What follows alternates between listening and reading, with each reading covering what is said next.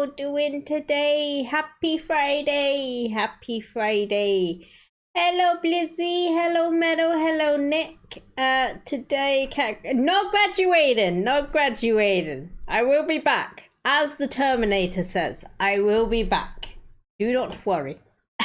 Season finale, as Meadow put it last time, and I have now stolen.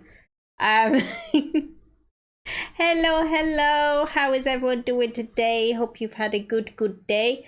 I've been out in the sun all day today and it's hot and I have sunburnt myself quite a lot. Fucking mountain, yeah, it's very warm today. It's not the hottest it has been, but for some reason it feels hotter than when it was the hottest day, so that's fun.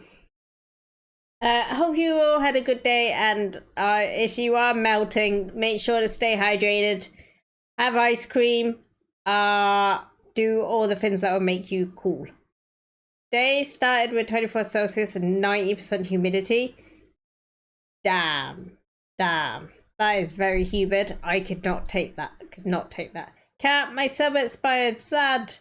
Don't worry, Menno, don't worry, and you don't need to resub because of the break. Do not worry, but thank you for letting me know. We're back with Monster Prom. I am determined get this date with the wolf. That is the plan. We're on week 10, I believe.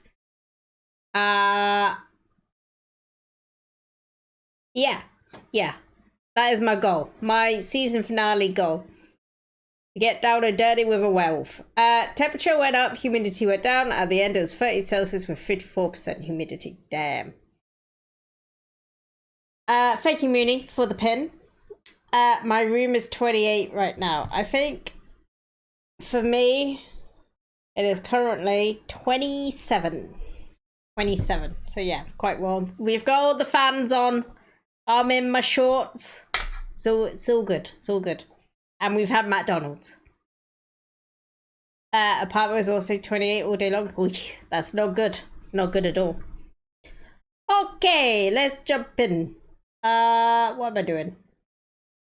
I'm stopping the lo-fi. I'm getting the game audio up.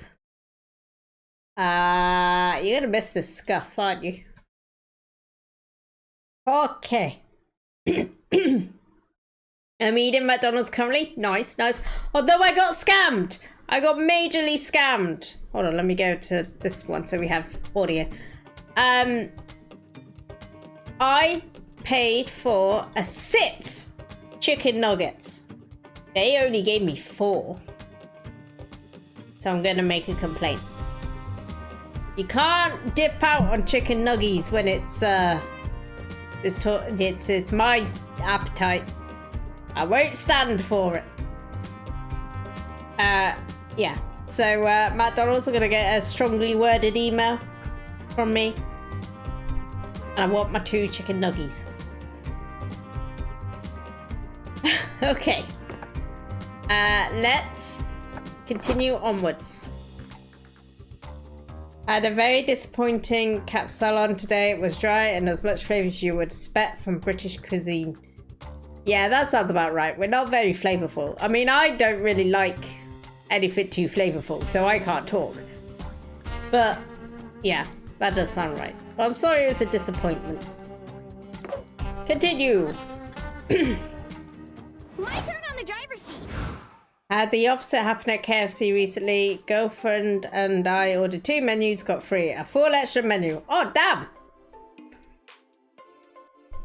That's amazing.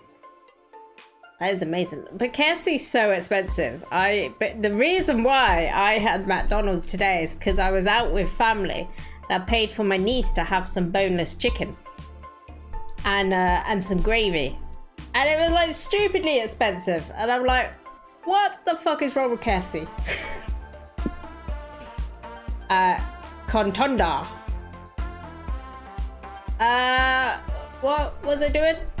Okay, so we've got no soul. Well, we've got 1 soul, 1 stamina. I need to get soul and stamina back up in order to survive this.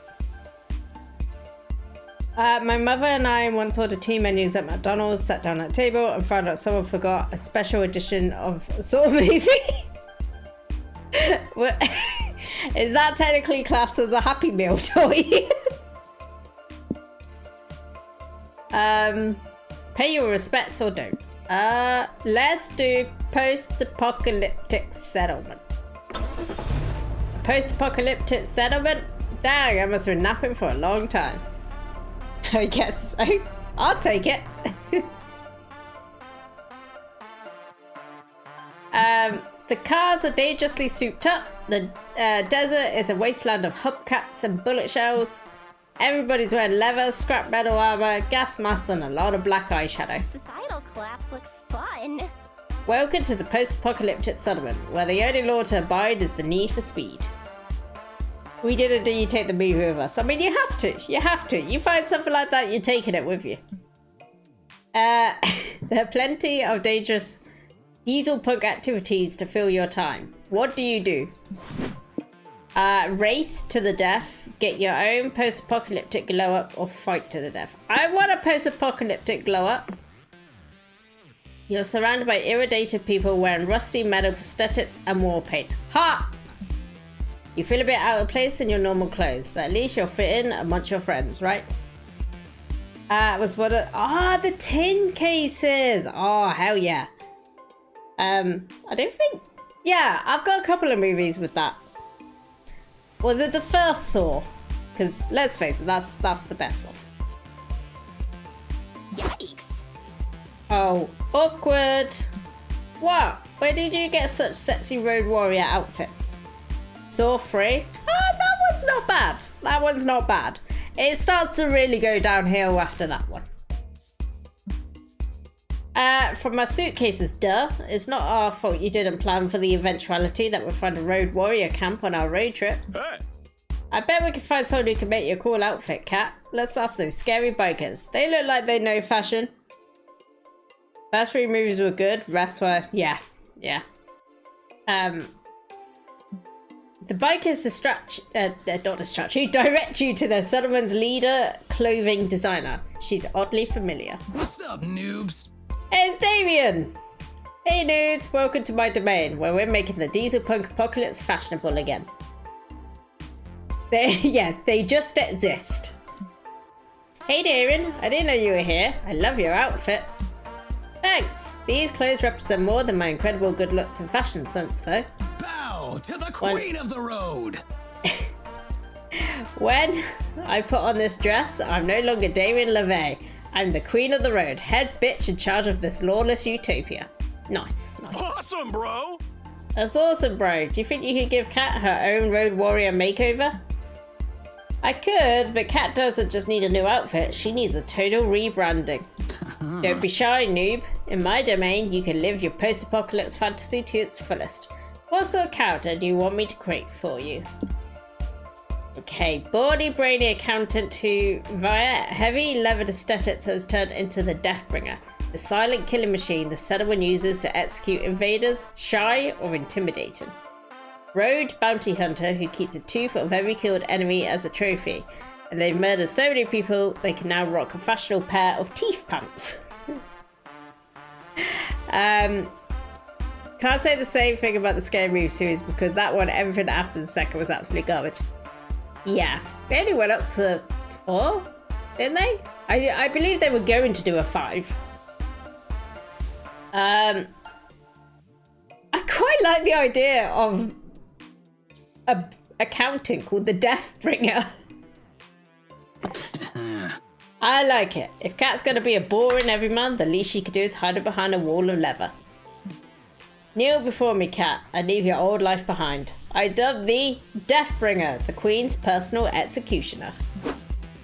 The Queen of the Road gives you a gimp suit to wear. It's incredibly leathery and full of zippers in the most unexpected places. Behold the Deathbringer. I don't get it. Why would anyone need a zipper there? Ah, Scott, my sweet summer child. Now Deathbringer, to the pit. The Pit? Duh, you said it yourself. You're the punishment we use for invaders and prisoners. When the time comes, we'll throw them into that dark pit there. Then we open that cage where you wait to dole out punishment. Oh! Whoa, that sounds scary. What a cool persona, Cat. But I don't want to live in a pit. Ah! No, silly, you won't live in the pit. You'll live in the cage within the pit. Weren't you listening? Too much blabbering. You're supposed to be a silent killing machine. To the pit. You spend the next few days in the cage in the pit. It's as fun as it sounds, meaning you lose -10 hype, but you gain +10 mind, learning accounting to get in character. Oh, thank God I had enough hype. I didn't even think I could lose that much. Oh dear, I was hoping for some soul and stamina, but never mind. Buckle up, here we go! Right, where next? Scare Movie 1 was parody of Scream, which is absolutely hilarious. And Scare Movie 2 was parody of Rose Red. Oh, I didn't know that. I knew about the first one being a parody of Scream. Kite Tournament. Fly with the strength of 1,000 kites. Or Abandoned Village. Let's do Kite Tournament. Remember to check the speed limit. I think it's 4 speeds per car. With Scare Movie 2, you can also see they put in a lot of effort. That's the one with Tim Curry as well, isn't it? This tournament is serious business. Competitors from all walks of life have trained hard for this. Nothing a couple stitches can't fix. You've got prodigies from kite flying clans, kite flying gurus, athletes of ancient kite flying techniques, and then there's you, who's pretty much just here for the drama. What do you do?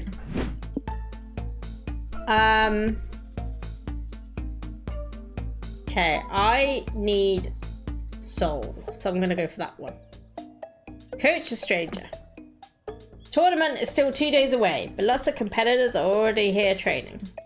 They're all hyper intense, meditating and doing drills and monologuing about what winning the tournament means for their honor and shit. Oh! This is exciting. I've been to a lot of sports tournaments, but a kite tournament will be a first for me. What about you, bros? Well, when are you ever going to pass up the opportunity to lie to your friends to seem cooler? No, seriously, when will you? It's getting old. I was an avid kite flying competitor back in the day. I even won several gold medals before I retired. Wait, you say you're a retired kite flying champion? Do you think you could train me before the tournament? I've always wanted to be the best kite flyer in the world. But now that I'm here with all these actual professionals, I realise I'm a bit out of my depth. But with your expertise and my plucky underdog archetype, I could win this thing. Of course Kat will help you, bro. It'd be a great opportunity for her to put all her kite knowledge to good use. And taking on a protege will prove once and for all whether she was lying to us or not about being a kite flying master. Right, Kat? Don't look at me, I'm not bailing you out of this one. You need to learn to stop digging yourself in these holes.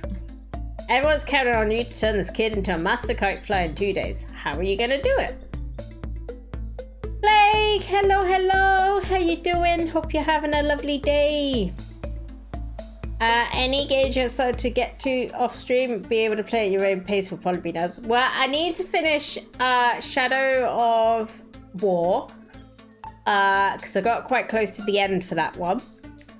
And then Oblivion, I need to finish. A couple of like one-off games that I've got that I'd like to try.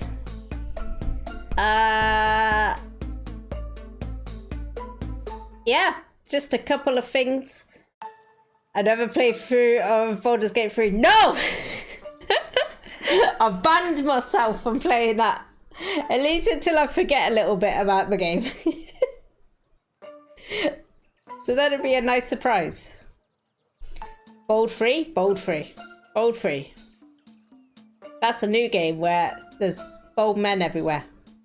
And you have to slap them on their heads. Do it!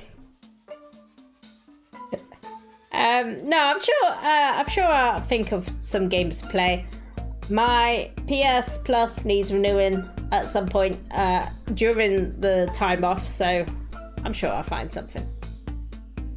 With Boulder Stereo. Yes.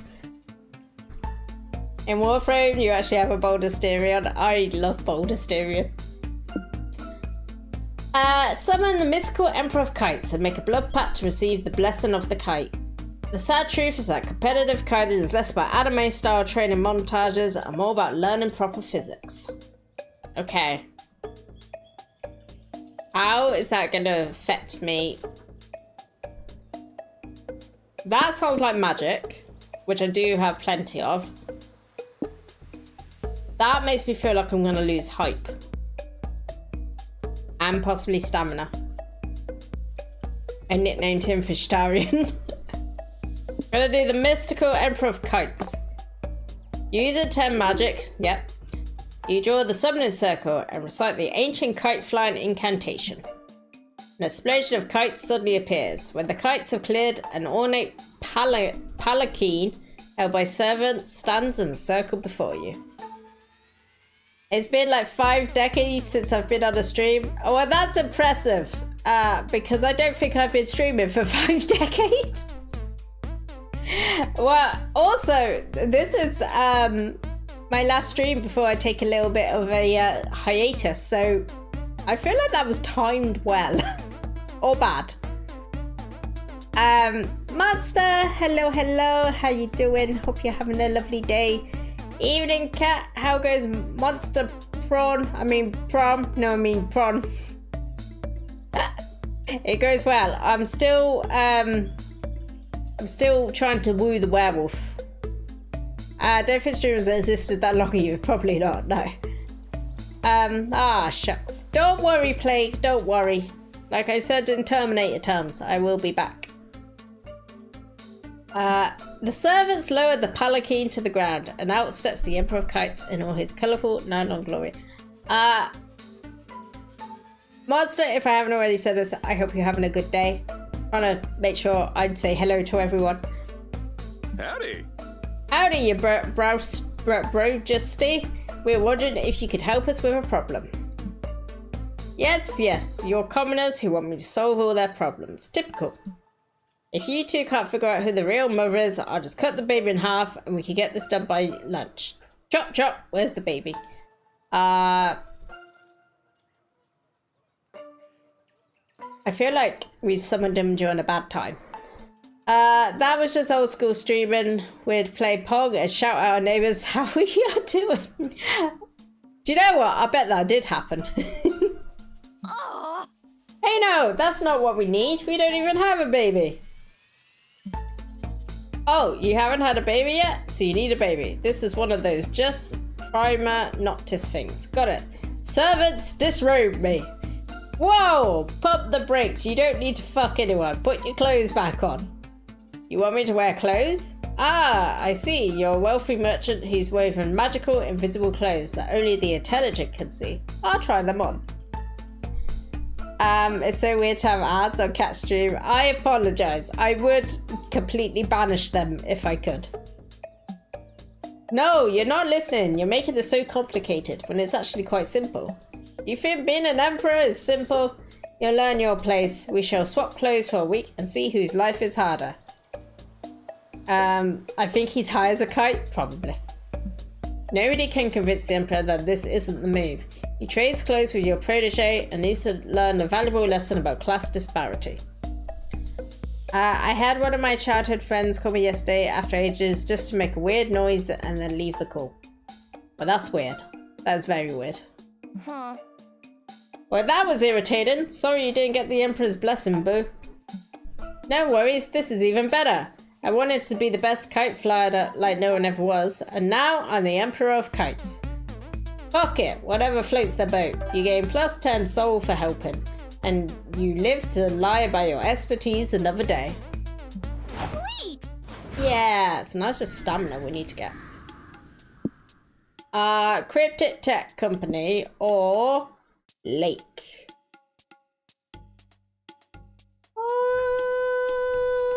Let's do that. Or whatever flies their kites. Oh no! Cat, yesterday I called an old friend and then just made noises down the phone. It was so funny. Well, now we know the culprit. You suddenly came upon a herd of sheep blocking the whole road. Damn it, we don't have time for this. Move, you dumb sheep. Hey, maybe I could use my dog powers to herd these sheep. My grandma says everyone has a calling in life. This could be mine. Well, if Sky's happy and the sheep get moved, so much the better. He gets out of the car to herd the sheep. Hey. Listen up, sheep. You should go over there. The sheep don't respond to Scott shouting or enthusiastic pointing. Stop covered across herds of sheep. That's disgusting. Think of all that matted wool. Hey, sheep, go long. Scott throws a football into a nearby field. The sheep, surprisingly, don't all rush to tackle it. Go team! 5, 6, 7, 8. What would I appreciate? You getting out of the road. Go, sheep, go. Monster cat isn't Welsh. I don't think we're allowed to say that anymore, are we? Cheerleader doesn't move the sheep either, though they do seem a bit more confident in themselves after hearing it. Aww. Man, I'm stumped. Guess I'll cross Sherp herding. Neo says it. And Neo is Welsh, so I feel like they get a free pass. Sheep herding off of my potential life purposes list. No, you won't let Scott give up. He just needs a foolproof method of getting the sheep to move. Wake up, sheeple. Feed the sheep conspiranoia articles. They need to wake up and move, even if it's into a rabbit hole. Oh, I get it. I hear voices. That would be me. Do not worry. Run for sheep president and lead them somewhere elsewhere. That will be mind. That will be hype, possibly, or money. I'm gonna go this one. Great plan. Hell yeah, we just need to decide what to write an article about that would piss these sheep off. A friend of mine went to Scotland. Asked the guy, is it true you shag sheep? Guy says back. Now that's Wales' boyfriend is shocked. Really? Do you just straddle the blowhole? Oh god, no more animal sets. What about an article about ducks? Just ducks? Why? Duh. I don't trust ducks. The bills are too flat and funny looking. They gotta be up to something. I mean, Scott's got a point. Ducks do be up to something. Okay, let's write an article about a secret duck revolution plotting to overthrow the government. That should get them worked up. Holly types up the article. It has lots of all caps buzzwords like conspiracy and deep truth and fuck ducks, which has a nice rhyme. You show the sheep the article. They read it and boy are they mad. I mean, they're expressing anger as much as sheep ever express any emotion, but still you can sense their rage. I feel like if you're around sheep, you can sense when they're pissed off. The bar is different. It's not the ducks, they're just minions. It's the squirrels pulling the strings. Yeah, that is so true as well. Squirrels and ducks. The sheep march off to storm the nearest duck pond in a righteous display of activism. You guess. Awesome, bro! That was awesome. Thanks for teaching me how to herd sheep, bro. I can't wait to tell my grandma I found my calling.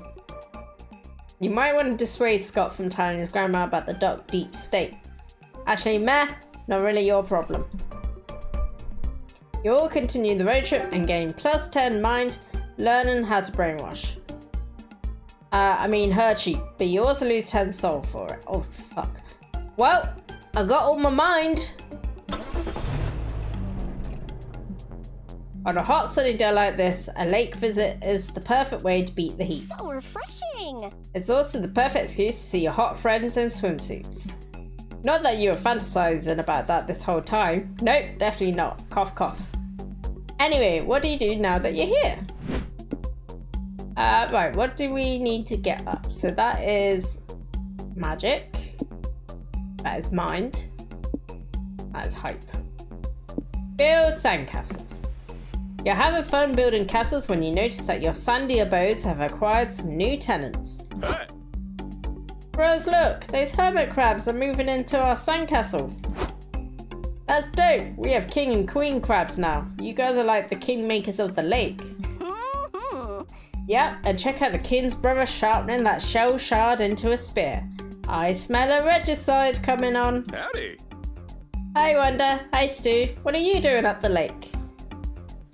I'm gonna go now because I have nothing funny to say. You don't have to leave if you got nothing funny to say, but if you need to go, then take care. Have a lovely day.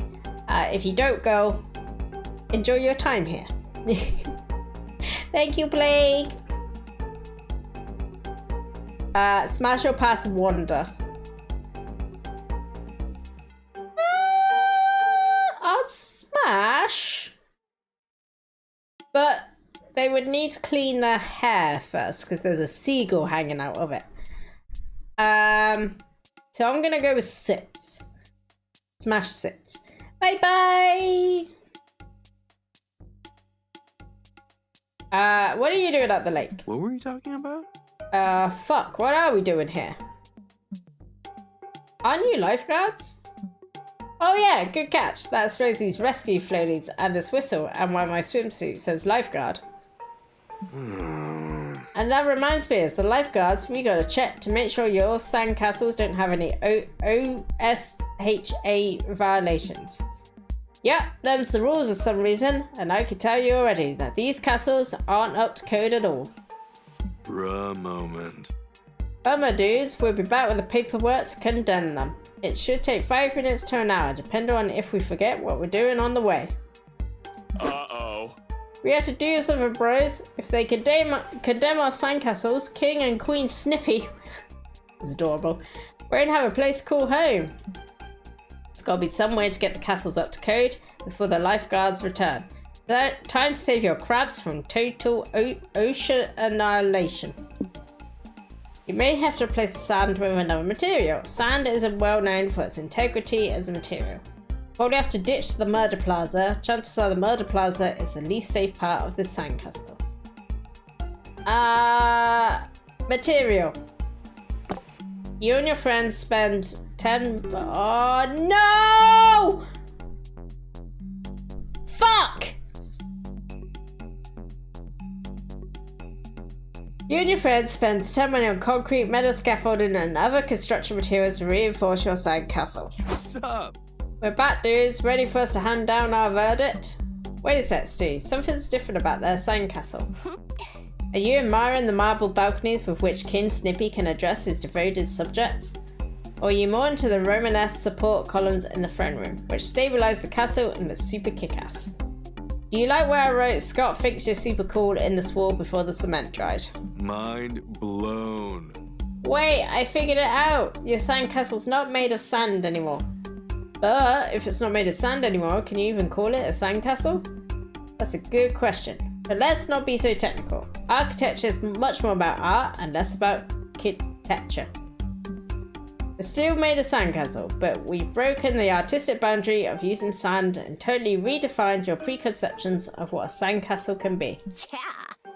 A sandcastle can be concrete, it can be metal, it can even be OSHA compliant. I'm sure it's compliant. This sounds more like an art piece than a building now anyway, so it's not under our jurisdiction to judge it. Sweet! You gain 10 mind from the artistic insights of building the sunless sandcastle. Ah, fuck! I ran out of money. I didn't realise it was going to take that. Look at my mind as well! Ah, fuck.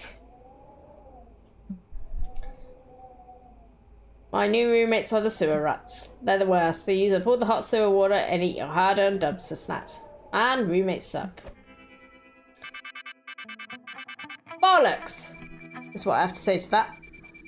If a chocolate bar can have nuts, a sandcastle can have concrete. That's true.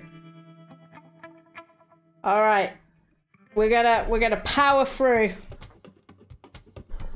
I will get, oh god. I will get that date with Scott. Okay.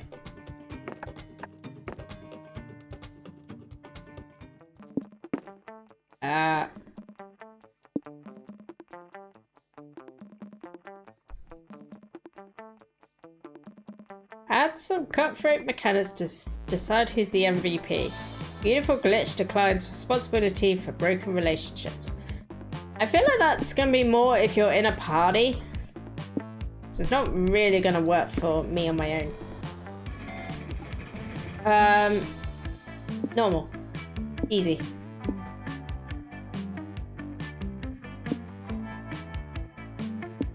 I'm gonna go easy.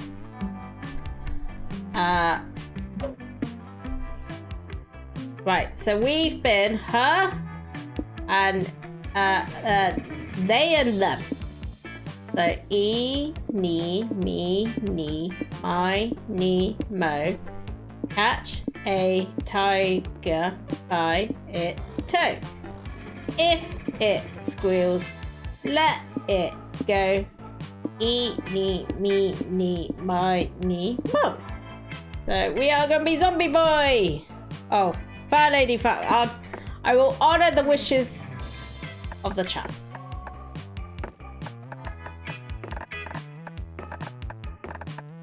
There we go. Here we go. Here we go. Okay, we've done lo-fi beats. We've done tropical rave. No, did we do desert vibes last time? I think we did. Let's do surf rock. Right, we sing this. Yeah, sing all that. Time to show you how it's done. Okay, let's try again, shall we? But Doom's Diner or Ranch? Let's do Ranch. Ooh, horsies. Horsies indeed, Scott. Horsies indeed. Sunshine, open fields, and rolling wheat and pounding hooves. This truly is a horse's paradise. Horsies! That guy looks so shocked. Science has proven there are 3 key activities to do with horses. Question is, which one are you doing today? Surf Rock is also Monster Prom 1 theme. Oh! God, it's been a while since I've heard that.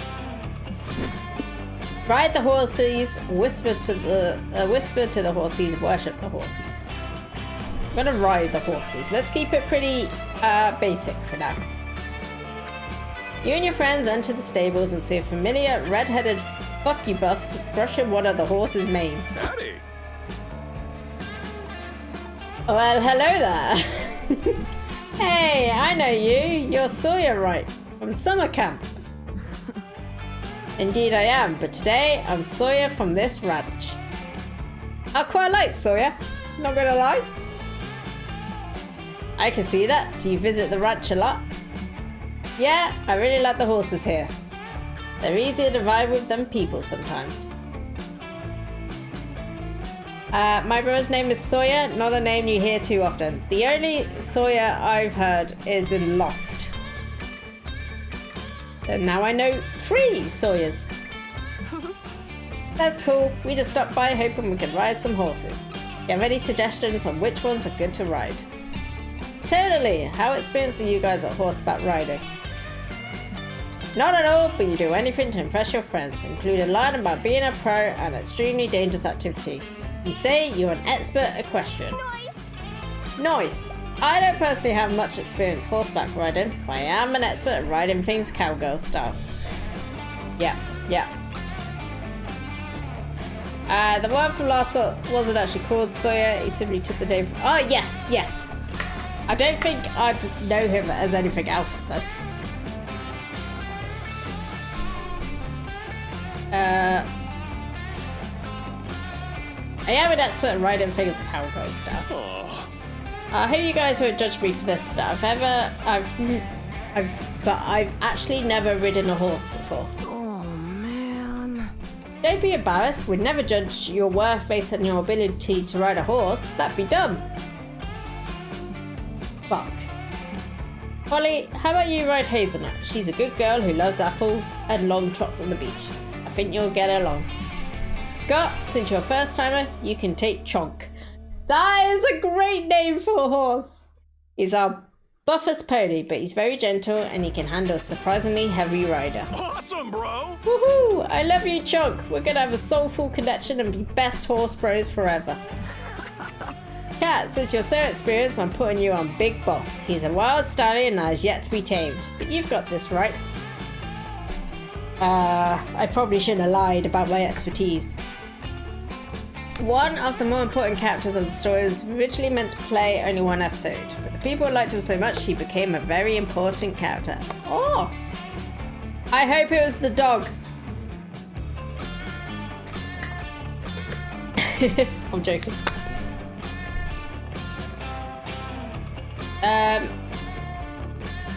You look into Big Boss' wild, murderous eyes and know you absolutely do not got this, but you can't admit you lied. How will you tame the stallion? No. Sate the wildness of the stallion by numbing its spirit through the power of late capitalism and its many entertaining temptations. Promise him you'll take turns. You'll be the horse next time. Kitsune, hello, how you doing? Hope you're having a good day. Thank you for the hug. Hurley, yes, Hurley. I'm gonna promise him we'll take turns and I will be the horse next time. You whisper your bargain to Big Boss. The stallion doesn't respond. Silly you, he's a fucking horse. What made you think he'd understand speech? But then, Big Boss locks eyes with you and offers you a hoof shake. Sick! He agreed to your plan.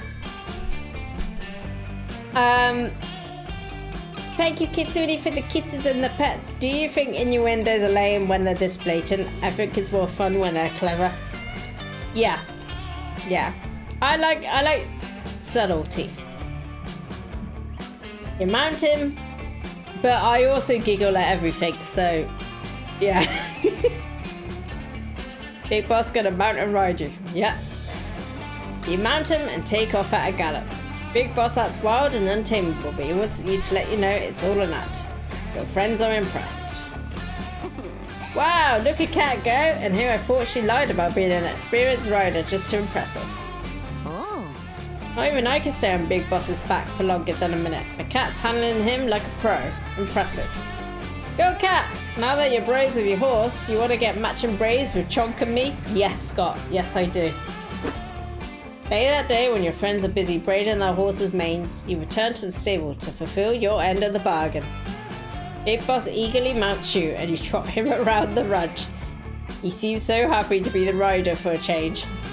The other horses watch rapturously, obviously jealous and impressed that Big Boss managed to tame a bossy monster into being rideable. You're about to handle him in a different way? You've gained a lot of empathy for the stallion. Firstly, because being ridden is fucking hard. But also because now you realise that even though he seemed wild and crazy, you two aren't so different. Both just want to look cool in front of your peers. You lose -2 stamina carrying around a 1,200 pound horse, but you gain 2 soul. Nice. Finally, my turn. Nice.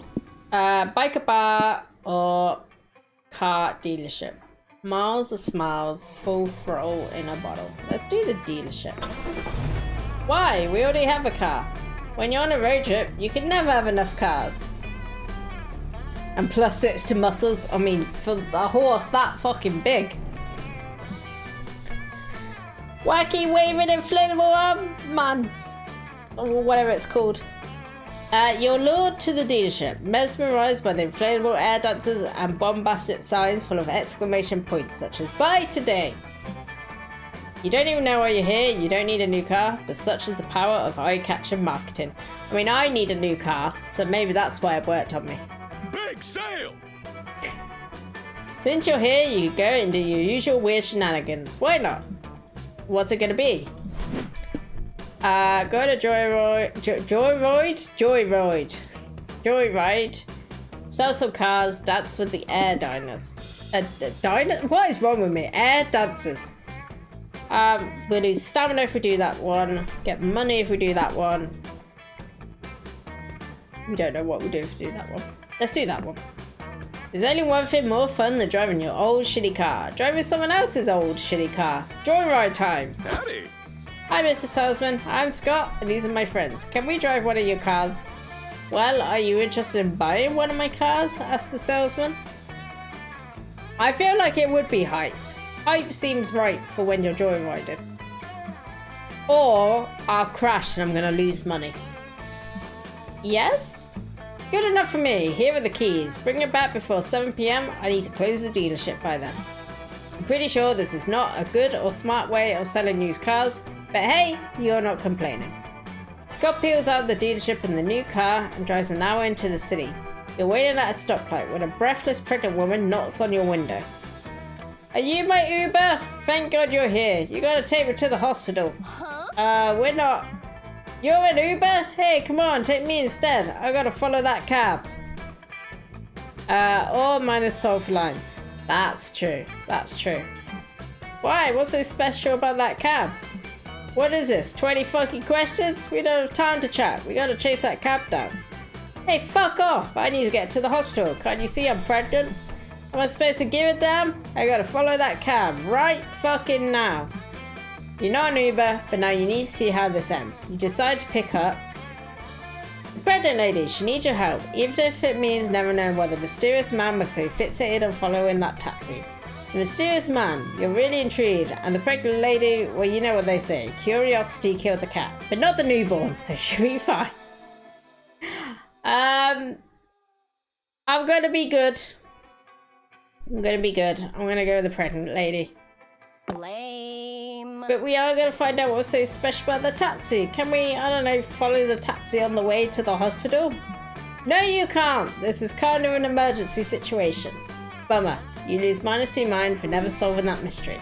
Scott starts driving to the hospital. Ooh. Don't worry, miss. We'll get you through this. Push! Push what? I don't know. I just heard people say that it's a pregnant woman in movies. Maybe you should do push-ups? Huh? You know I'm not in labor right now, don't you? I'm only 7 months along. Oh, you bitch! Oh, sorry, that's awkward. I just figured since you were going to the hospital. Well, honestly, I'm not actually going to the hospital. I'm going to the hot dog truck parked outside of it. Just that Uber drivers tend to actually step on it if I tell them I'm going to the hospital. We're getting hot dogs! Best hospital visit ever. I picked the taxi guy. Want to know what happens there? No. I'll keep it surprise. Keep it surprise. I will eventually try and get every collectible ending and everything in this. But if all you wanted was a hot dog, why were you so breathless and desperate when we picked you up? So I'm really fucking craving this hot dog, okay? Don't judge me. You should try being pregnant. I get it. I get it when you're craving something. It can feel like an emergency. Ooh, pass. You drive it to the hot dog truck, then return the car to the dealership. I guess getting a pregnant lady food is still a pretty good deed. So here, take +2 soul. Time to show you how it's done. I'll take it. A wedding or a gas station? Let's go to a wedding. Hot dog with pickles and peanut butter. I do not agree with this combination. I love looking at the road we leave behind. Okay, but not while you're driving. Right, give me 2 seconds whilst I open my blinds. Get some natural lighting. And come along. Okay. Neither do I. Pickles and peanut butter are great together? Really? Really? Gotta be sweet pickles though. Oh, okay. Maybe that is better. I'm not a pickle person. Ah, weddings, the union of 2 or more soulmates, pledging life and love to each other for the rest of their days. If you believe in that true love stuff. If not, at least weddings are a fun place to dress fancy and get drunk. Free rice. Woo! They're also fun to crash, which is what we're doing now. Shh. So what do you want to do? Talk to the runaway bride. Catch the bridal bouquet. Or speak now or forever hold your peace. Let's do this one. You each have your own approach to sneaking into the wedding. Holly phases through the wall. You use your trusty plot armor to get into whatever wacky situation you want. More of an eggplant girl, eh, Cat? Wink wink. Saying nothing. Scott wears a lampshade and pretends to be furniture in the back of the room. You're pretty sure security just doesn't have the heart to throw him out. I mean, who would? Who would? You watch the ceremony, it's normal and boring until the preacher says, if anyone objects to this union, speak now or forever hold your peace. Oh, them's pranking words. I object. What? Why? Who even are you? Yep. I'm Pippin, Pussin, Poppin, Dippin, Dopulus, professional wedding objector. I'm a pro at spotting a doomed couple and take these newlyweds really take the cake. She looks great in that outfit. She does look very fancy. Kind of makes me think of Elsa. Scott in the suit. I object to. I'm a lamp, and I don't think it's fair that furniture can't legally marry. Never change, Scott. Never change. I'm going to keep objecting until this injustice is fixed. Object, object, object. God, no! Scott, this is a wedding, not a courtroom. It's not the same kind of objection. Who's Scott? I'm not going to stop objecting until a household object's love is recognised in the court of law. Object, object. He's a lamp, but he ain't got the brightest light bulb. Oh no, he's too into character. Cat, can you distract everyone with an objection while I snap him out of it? The pressure's on now. Why do you object to this union? How far will you go with this prank? Marriage is a scam. You know what isn't a scam? Investing in your 401k at an early age. The open bar has been out of lines for like an hour. We can continue the ceremony when this pressing problem is resolved. Beware, that is not your fiancé, it's his evil twin. His sudden goatee isn't a bold fashion statement, but an undeniable proof of evil. Balls to the wall, balls to the wall. You really think I'm evil just because I grew a goatee, the groom says? I just thought it looked nice. Goatees are due for a comeback, you know? Fair enough, but what about your sinister eye patch? Does that mean you're evil? Wow, so now everyone who wears an eye patch has to be evil. Do you realise how fucked up you sound? It's true that the evidence is circumstantial, says the best man. It's worth noting that the groom's parents did have twin boys. Richard and evil Richard. Wow, really? That's pretty indicting then. Are you actually evil Richard? Fine, you caught me, the groom says, but maybe if my parents hadn't named me Evil Richard, I wouldn't have felt the need to be evil. Nature versus nurture, people. I have a goatee, am I evil now? Only if you also wear an eye patch. And if you're called Evil Meadow and have a twin that's just called Meadow. Wait, so you're really an evil twin? The other groom asked. That's so crazy. I'm an evil twin too.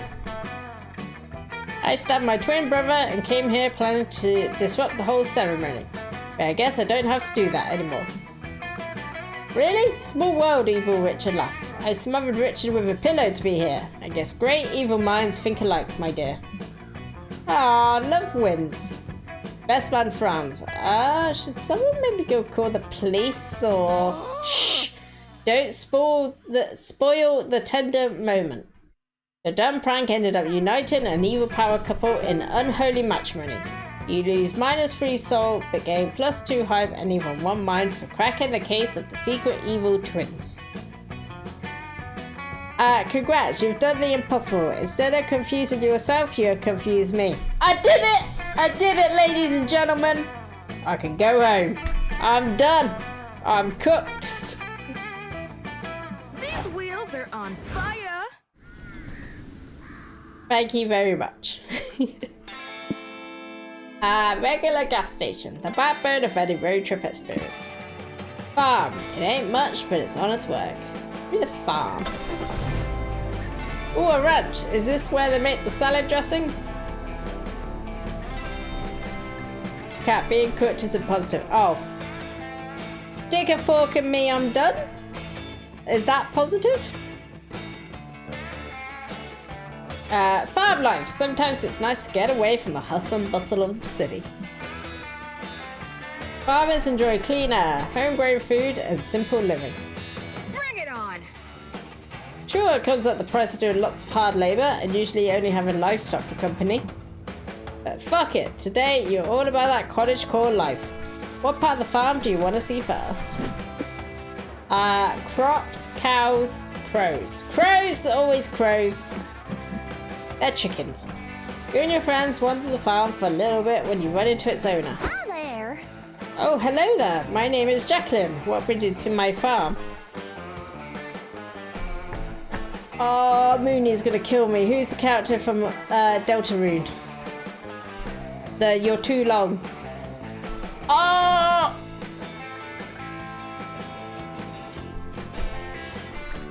Oh, Mooney, help me out. She cute. I was gonna say she's related. She's family.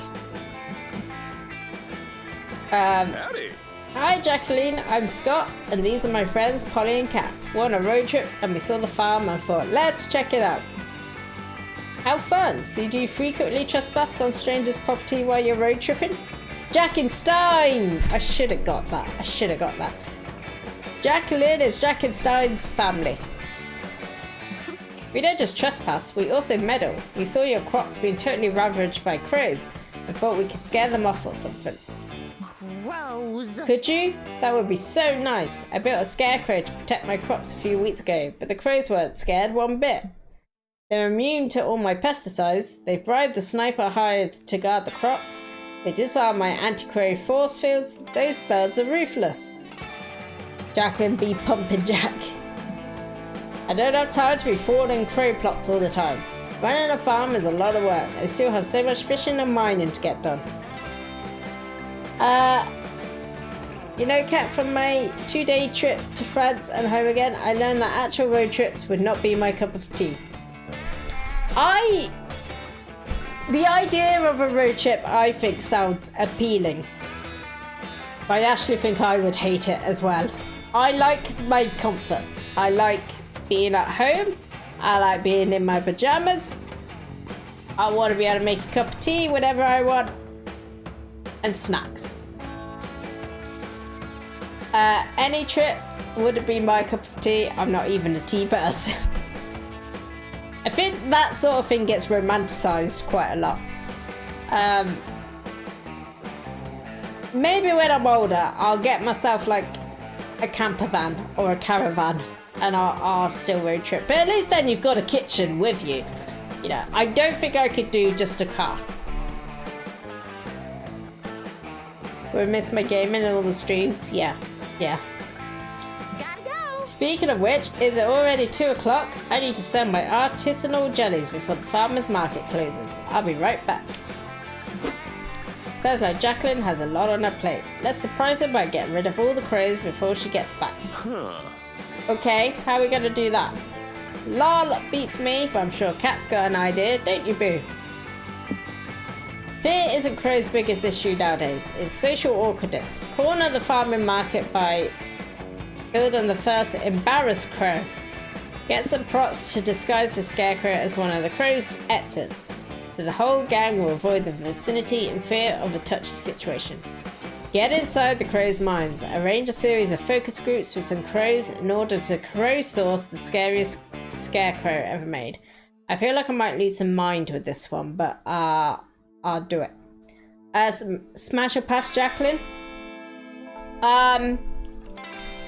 Smash 7. Smash 7, I think. Putting together a focus group sounds like a chore, but if it helped Jacqueline, I guess it's worth it. You lose 1 hype and 2 money advertising your focus group and offering incentives to participants to join. Like 3 shiny rocks for everyone. 10 crows join your group. Nice.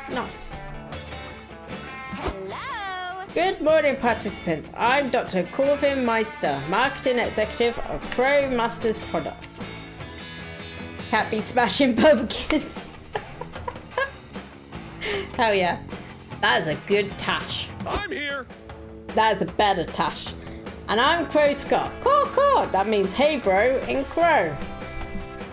So tell us, how do you as crows and consumers of our brand feel about scarecrows?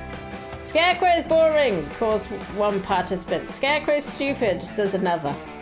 Crow has evolved sufficient intelligence to understand Scarecrow not a legitimate threat. Oh, says a third crow who's using a metal tool to flip you off.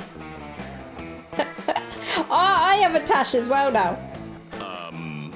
Caw, what would you see? Caw as a legitimate threat. Big cat scary, no light flying into glass doors. I'm scared of ocean, so vast, so unexplored. What horrible aberrations, forgotten by God, hide in those murky depths. I'm with that crow. I'm with that crow. Cool, thanks for the input. We'll definitely not put any of the scary stuff you just mentioned into our next product. Wink. Wink, I mean caw. Oh, I actually gained mine. Okay. With the +1 mind you gain from your market research, you build the world's perfect scarecrow. When Jacqueline returns, you unveil your creation. A scarecrow with a cat's head and a kraken's body, holding 8 panes of glass in its tentacles that spin really fast. I mean, that sounds great. That sounds great. I love it. I love it. When the crows see your scarecrow, they fly off looking terrified and a bit betrayed. But fuck their feelings. Helping Jacqueline granted you +2 soul. I mean, I like crows. I want to help the crows. Alright, rest stop time. Then back on the road. Let me start this process again with Scott. We are going to woo the werewolf. Let's chill. Scott! His habit of jogging. Jogging is cool. At first I didn't get it exactly. I saw people running in the streets and I wondered where they were running to or what they were running from. It turns out it's nothing at all. People just run. They do, don't they? Yeah, bro, and that's something super cool about that. Just running. You know? Isn't it like pure? Hey. Sometimes I jog with Vera. I like it because it clears my mind. Normally I have so many thoughts. Like, do trees dream? What is the taste of the colour blue? Huh? Are there numbers after 103? Look, I know they aren't smart thoughts. I mean, I'd like to know what the taste of the colour blue is. And if trees dream. But I have lots of them anyway, and it feels nice to run and let them go and just think about the run. Makes total sense. No, that makes total sense. I get you. Awesome, bro. Thanks, bro. We should totally jog together one day. You and me. For sure. Yeah. Also, if it helps in any way, I can assure you that there are numbers after 103. Whoa. I knew it! Scott stays there, looking at the stars with radiant joy as he savours this new piece of knowledge. He's cute. These two are a perfect match, my honest opinion. Lick yourself and find out! It's raspberry. Raspberry. True, still don't know what all those blue drinks actually taste like. If they taste like blueberry or raspberry, I'm in. Chaotic energy! Nice.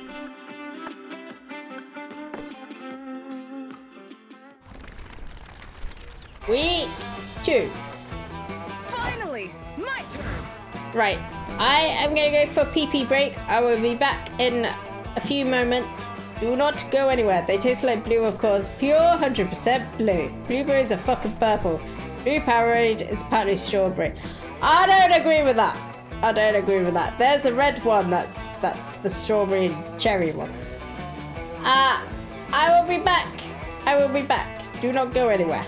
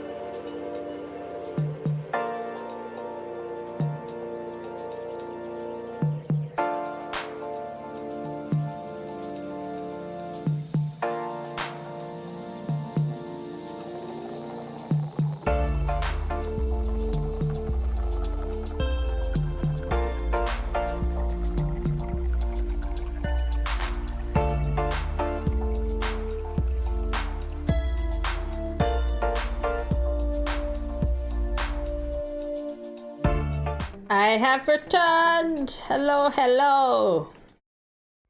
Welcome back, everyone. Right, what are we doing next? We got our exhibition, Monster Truck Deathmatch. Do the deathmatch. Best thing about the road, nothing happens. Why did you say that, Scott? Why did you say that? You're driving along when you see two people doing something weird on the side of the road. You pull over to investigate. Hey, bro. Hey bros, what you doing? Just digging some holes, says the man in the pinstripe suit and fedora, digging a 6-foot deep square in the sand. Cool, I love holes. What you gonna bury in them? Bones? Yeah, in a sense, says the other man in a matching suit, glancing at the lumpy bag next to him. Oh, I see what's going on here. You're mobsters disposing of a dead body. No, we aren't. Yes, you are. No, we aren't. Nice. Yes, you are. Yes, you are. Yes, you are. Times affinity, I win. Well, look, let's just say you kids didn't see anything, alright? I can't say that. We did see something, and Coach says liars never win. Unless they lie about being on steroids. I guess steroids usually make you win. Fine, so you saw something. Just don't tell anyone what you saw and we won't have a problem. No way, it's not every day you see the mob burying a dead body. That's way too juicy to keep to myself. This is going right up on my Twitter. Lol, just run into the hashtag mob disposed of a corpse at these coordinates. A few minutes later, you and your friends are losing -2 stamina as you dig your own graves while mobsters hold you at gunpoint. Aww. This stinks. I know, buddy. At least we could take comfort in the fact that this outcome was completely unavoidable. You gotta read that in Cromdo's voice. Who's Cromdo? I don't know who that is. And I can't do voices either. But the good news is that it's not completely unfixable. Come up with a way to get out of being buried alive. Cromdo for Bug Snats! Oh, I can't actually remember his voice. Damn it. Damn it. I apologise, I can't do it. Tell them you have a right to pick a better spot to be buried in. When you find it, you'll let them know. And proceed to live your life in search for the perfect spot to be buried. Shovel fight!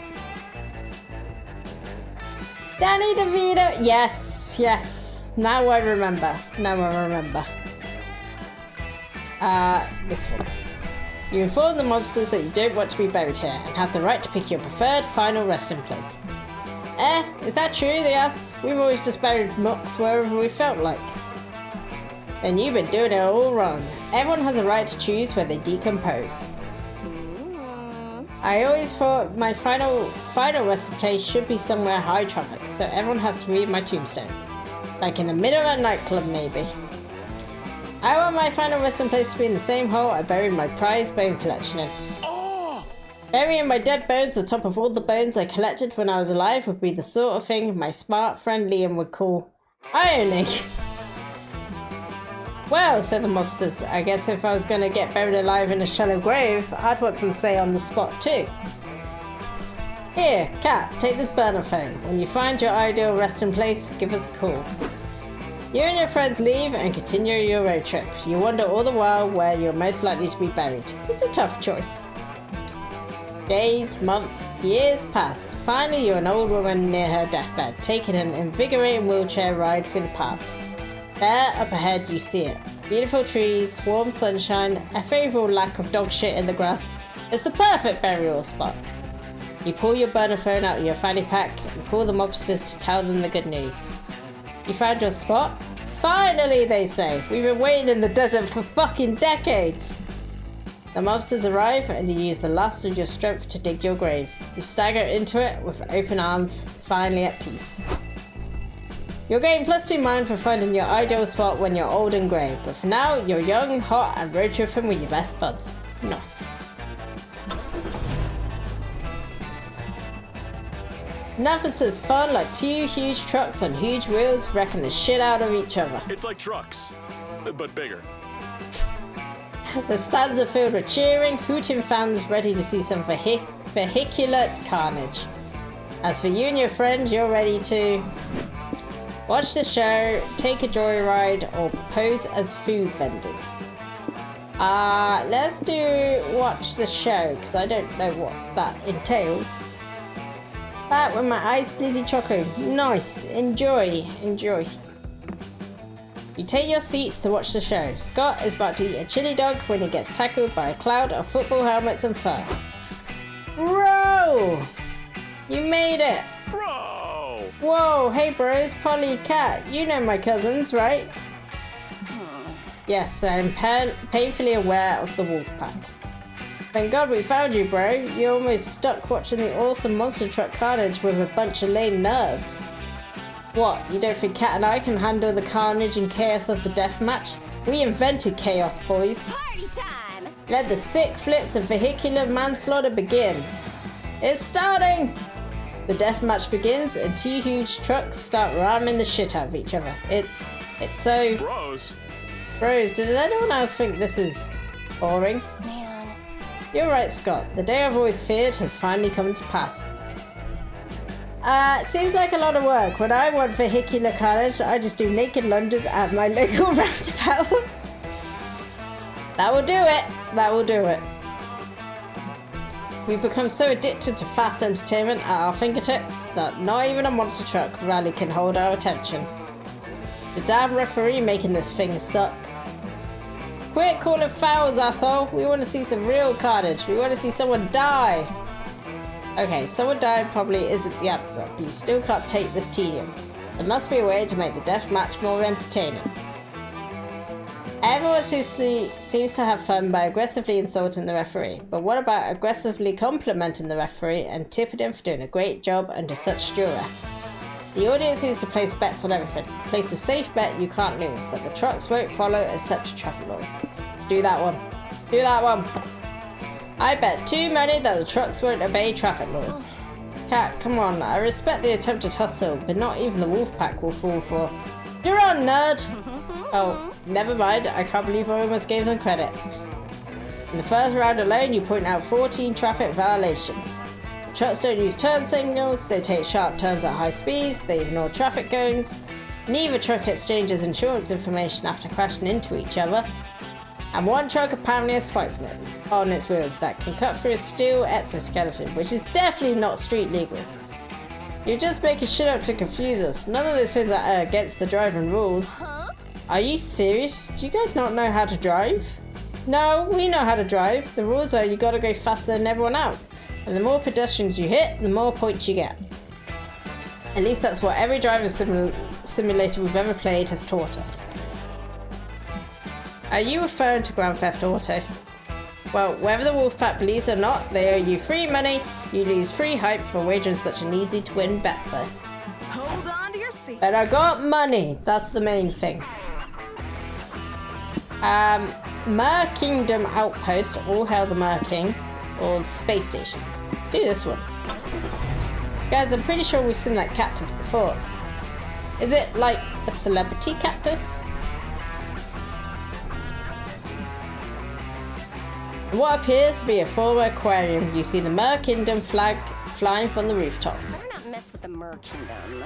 It seems the underwater monarchs have been expanding their territories. Well, no reason not to visit the tyrannical ocean overlords. What do you want to do? Attend a fancy ball, watch an execution, go to the war room. Go to the war room. We open on the Vanderbilt princesses Belinda and Miranda hosting a top-secret war strategy meeting in the new Mer Kingdom stronghold. All hail the Merkin. I like some bush as much as the next man, but oh sorry, misheard.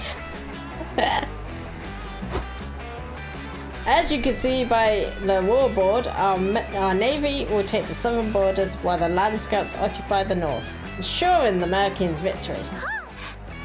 Our help in making cute little medals for the survivors of the battle. We need 5, maybe 6. To be honest, Miranda, your best contribution to the war effort would be solidifying that potential alliance with Hal you keep promising us. All you have to do is choose either the obnoxious 8th Circle Prince or that rogue Aquino commander. We get an army either way. The one on the left I like. I was trying to remember if we've seen them in Monster Camp, but I don't think we have.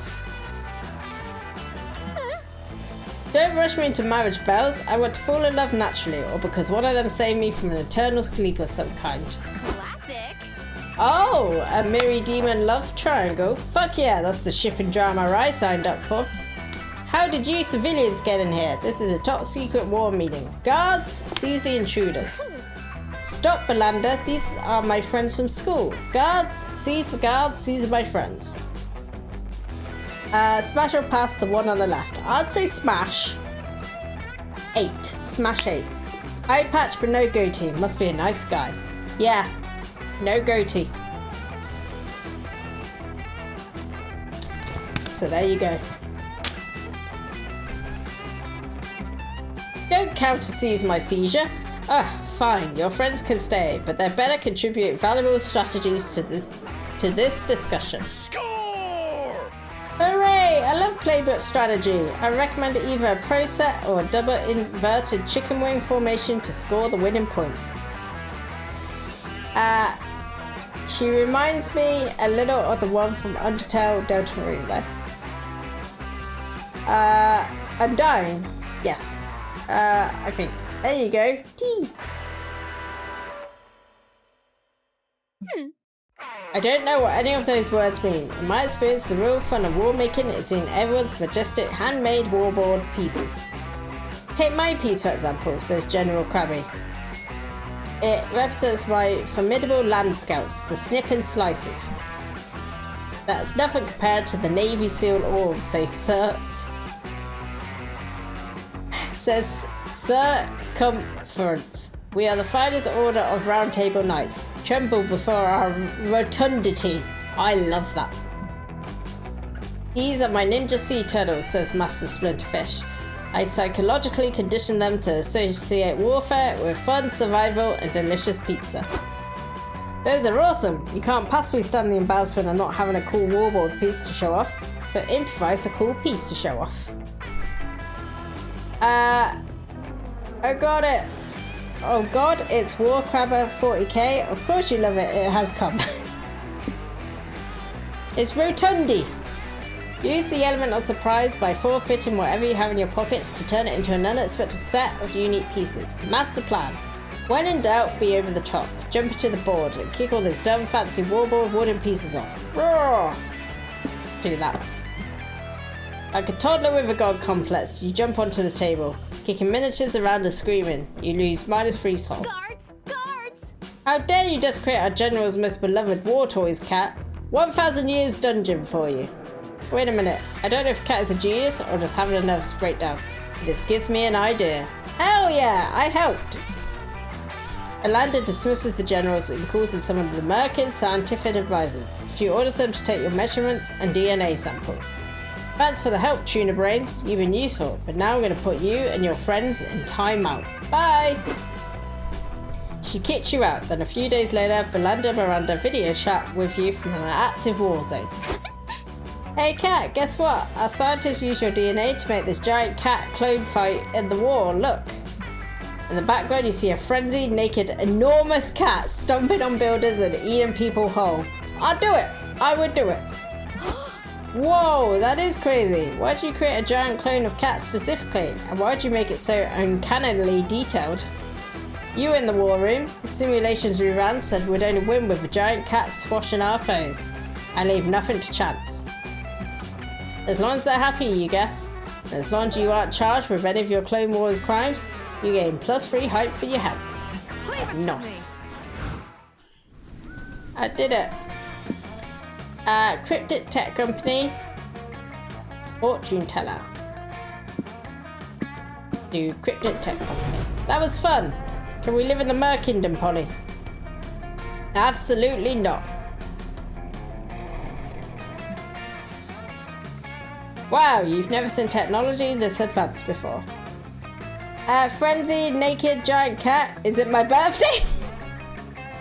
I don't think anyone wants to see that. The future is here.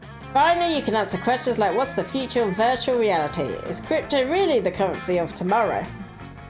And what the fuck are NFTs anyway? There's so much to see, but only so much time. You want to check out True AI, the metaverse, or the algorithm? Let's check out the algorithm. You and your friends wander the halls of the tech company until you find a room entirely dominated by a huge computer. Greetings, Polly, Scott, and Kat, says a stilted electronic voice. It is I, Mac, the most intelligent supercomputer ever devised. Really? Do you know what my favourite colour is? She could crush me with a giant vat. Just don't look at my browser history. It's Plonk. You saw it once while you were tripping on acid and somehow acts as colours only shrimp can see. Nice. Damn, you're good. Me. Miss Matt, do you know what I'm thinking about right now? You aren't thinking. Whoa, you're right. Good job. Hey Mac, do you think you could not listen in on and gather data about us for a few minutes? I need a private moment with my friends. No, I'm programmed to gather data at all times to fill out my database. What if we say pretty please? Well, I've never been asked pretty please not to gather data on someone before, so sure, I will give you a few moments of true solitude. Guys, we have access to a real supercomputer right now. Do you know what this means? If we use the computer to order pizza, it will show up really fast. Prank masters for life. No, goofball, this is the ultimate challenge for the prank masters. We need to prank this computer so it learns the beauty of monster error and ingenuity of life. He ate the shaman's tool in the shed. With a Z. With a Z. But how does one prank an all-knowing, constantly developing AI? Change Polly's social media accounts everywhere so the computer thinks she's a Libra. Replace all the computer's stored data with pictures of butts. Make up a fake persona expertly crafted to warp all the computer's predictions. Persona all the way! Fuck yeah, let's go full hacker, baby. In order to disrupt the supercomputer, we're gonna have to totally remake your personality, Kat. Oh no. Like changing your name, your political opinions, making you the CEO of a disruptive corporation, making you way more charismatic than you are now. I wanna help. Maybe we could add something about frisbees. Frisbees are really cool. You spend hours crafting this new persona, lose a -3 mind in the process, then you go check on Mac. Hello again, Mac says, apologies, but I don't have time to chat right now. A lot of my predictions must be readjusted. A new individual has suddenly entered the weather sphere, and Mr. Baddox. Ahab Hugh Baddox. Trying to work out what that spells, but my brain didn't want to compute. Oh yeah, tell me more about. Oh, there we go. Mr. I have huge buttocks. He sounds like an interesting character. According to my new data, he's just been made the Prime Minister of Butts. I did not know this ministry even existed, which is a gross oversight on my part. Ah, of course, the Ministry of Butts. It's a new thing, as butts get more relevant in politics. It also seems that Mr. Baddox is the CEO of a tech company called Apple But Better? I think that's a typo.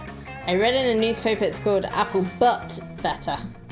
But that is irrelevant because the biggest disruption in my predictions is Mr. Baddock's enormous frisbee collection. Oh, wink. Yeah, he's a real frisbee fan, wink. He's hoarded so many frisbees and predicting that it will destabilize the inflation of frisbee products and lead to economic collapse in 15 years. With that, could you please leave? I need to focus all my compute power on researching I have huge buttocks. Upcoming frisbee crisis. You leave, gaining +4 height for pulling off such a dope prank. You lose 1 soul, though, because apparently pranking a computer still counts as being a dick. My time to shine. I can understand why it still counts as being a dick. National Park or the abandoned village? National Park. Ah, the great outdoors. National parks have doors? Preserving nature is important, and no one does it better than national parks. Here you can relax, breathe that clean mountain air, and truly appreciate the great outdoors. Let's conquer that peak. Or you can fuck around and be chaotic. Yeah, that's way more likely. In any event, what are you going to do at the park? Pick mushrooms, look for cryptids, go hiking. Pick mushrooms! You're about 30 minutes into your hike when Scott apparently can't take it anymore.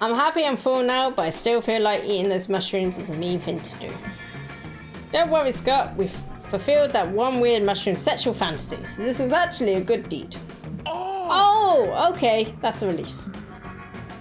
You're content to let Scott be happy, but you know better. You lose -3 soul for roaring the sentient mushrooms, you kinky fuck. I don't agree to it. Huh.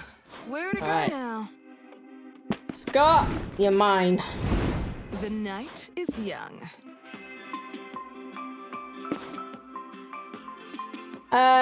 If you ever want to talk or play something, you know where to find us. Absolutely, absolutely. It would have been a good day if I wouldn't melt away. How about you today? Yes, it is very warm. It's very hot. I'm sleepy. I've done a lot today. I've been out in the sun for too long. But I'm good. I'm good. This is the season finale of Cat Moon whilst I take a streaming break. But I will be back. I will be back. But other than that, I'm good. I'm good. I'm sorry that you're melting. Make sure to stay hydrated. Demon Lord! Thank you. Hello there, beautiful kitty cat. Thank you so much, Demon Lord, for the resub. But you didn't have to because I'm going on a streaming break after today. So you didn't have to. Thank you. Thank you. That's very kind of you. You have been, too late. God damn it. You have been served for 16 months. You get 16 kisses. Mwah, mwah, mwah, mwah, mwah, mwah, mwah, mwah, mwah, mwah, mwah, mwah, mwah, mwah, mwah, mwah, and one for extra good luck. Mwah. Now you have to stream. I'm sorry, that's not gonna happen. I'm sorry.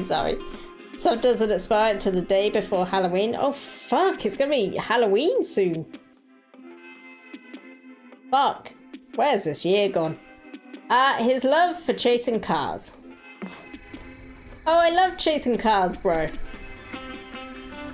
Yay, fans, but you want to, like I'm going to do. You honestly, guys, you don't have to.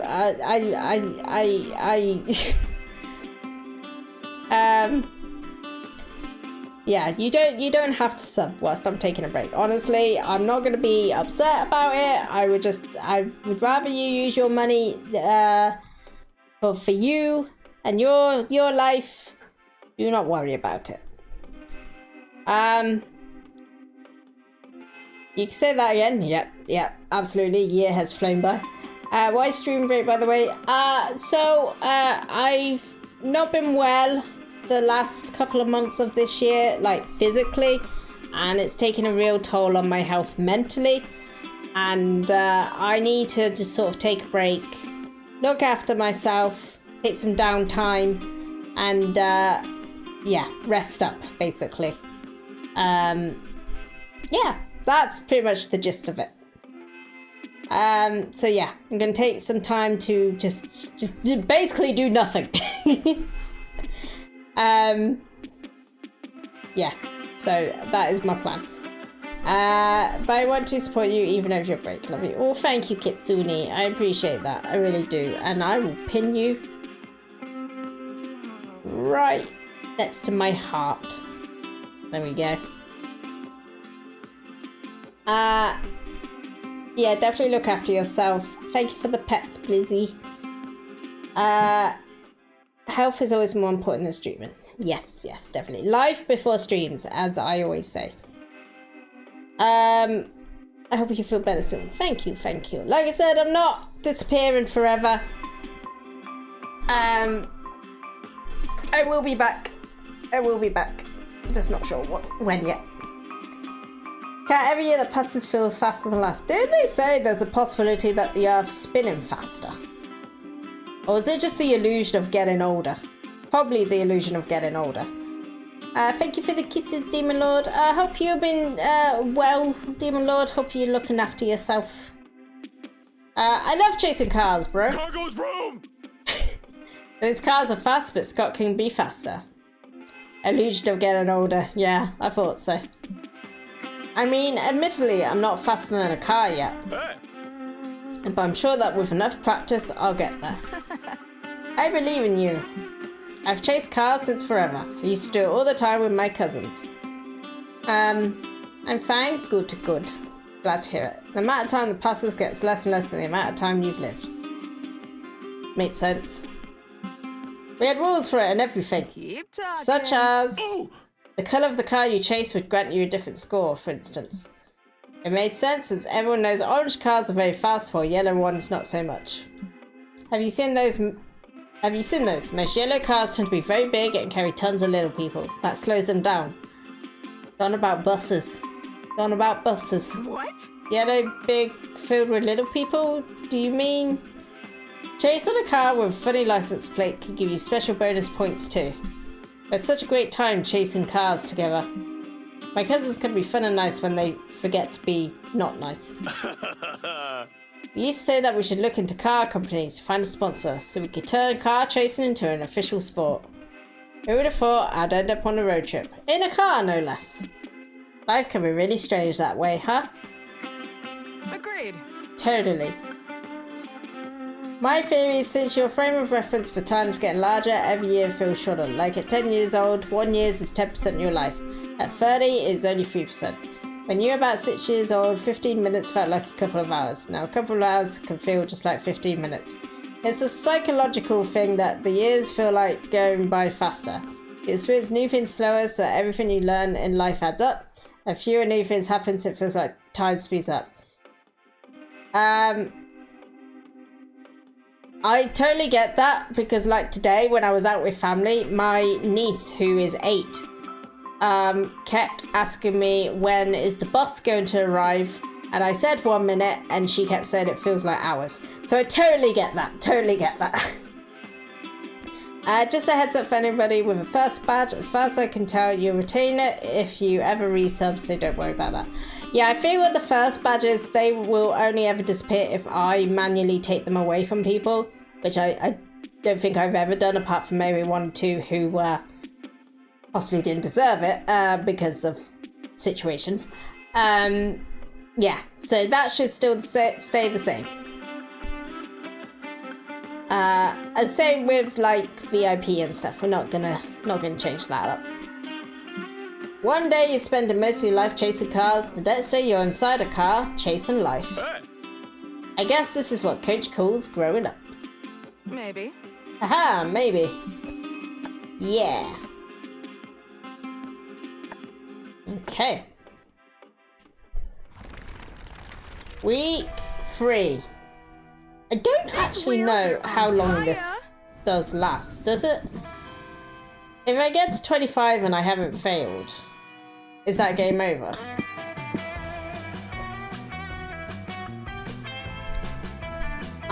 So if you have a break long enough, is there a chance to receive a first badge? Unfortunately, I can't control that. After tonight's stream... Oh, no, that's Nightbot. Charming Village or Workers Assemble? Let's go Workers Assemble. This car makes weird noises. Pretty sure it's just Cat's stomach. Probably.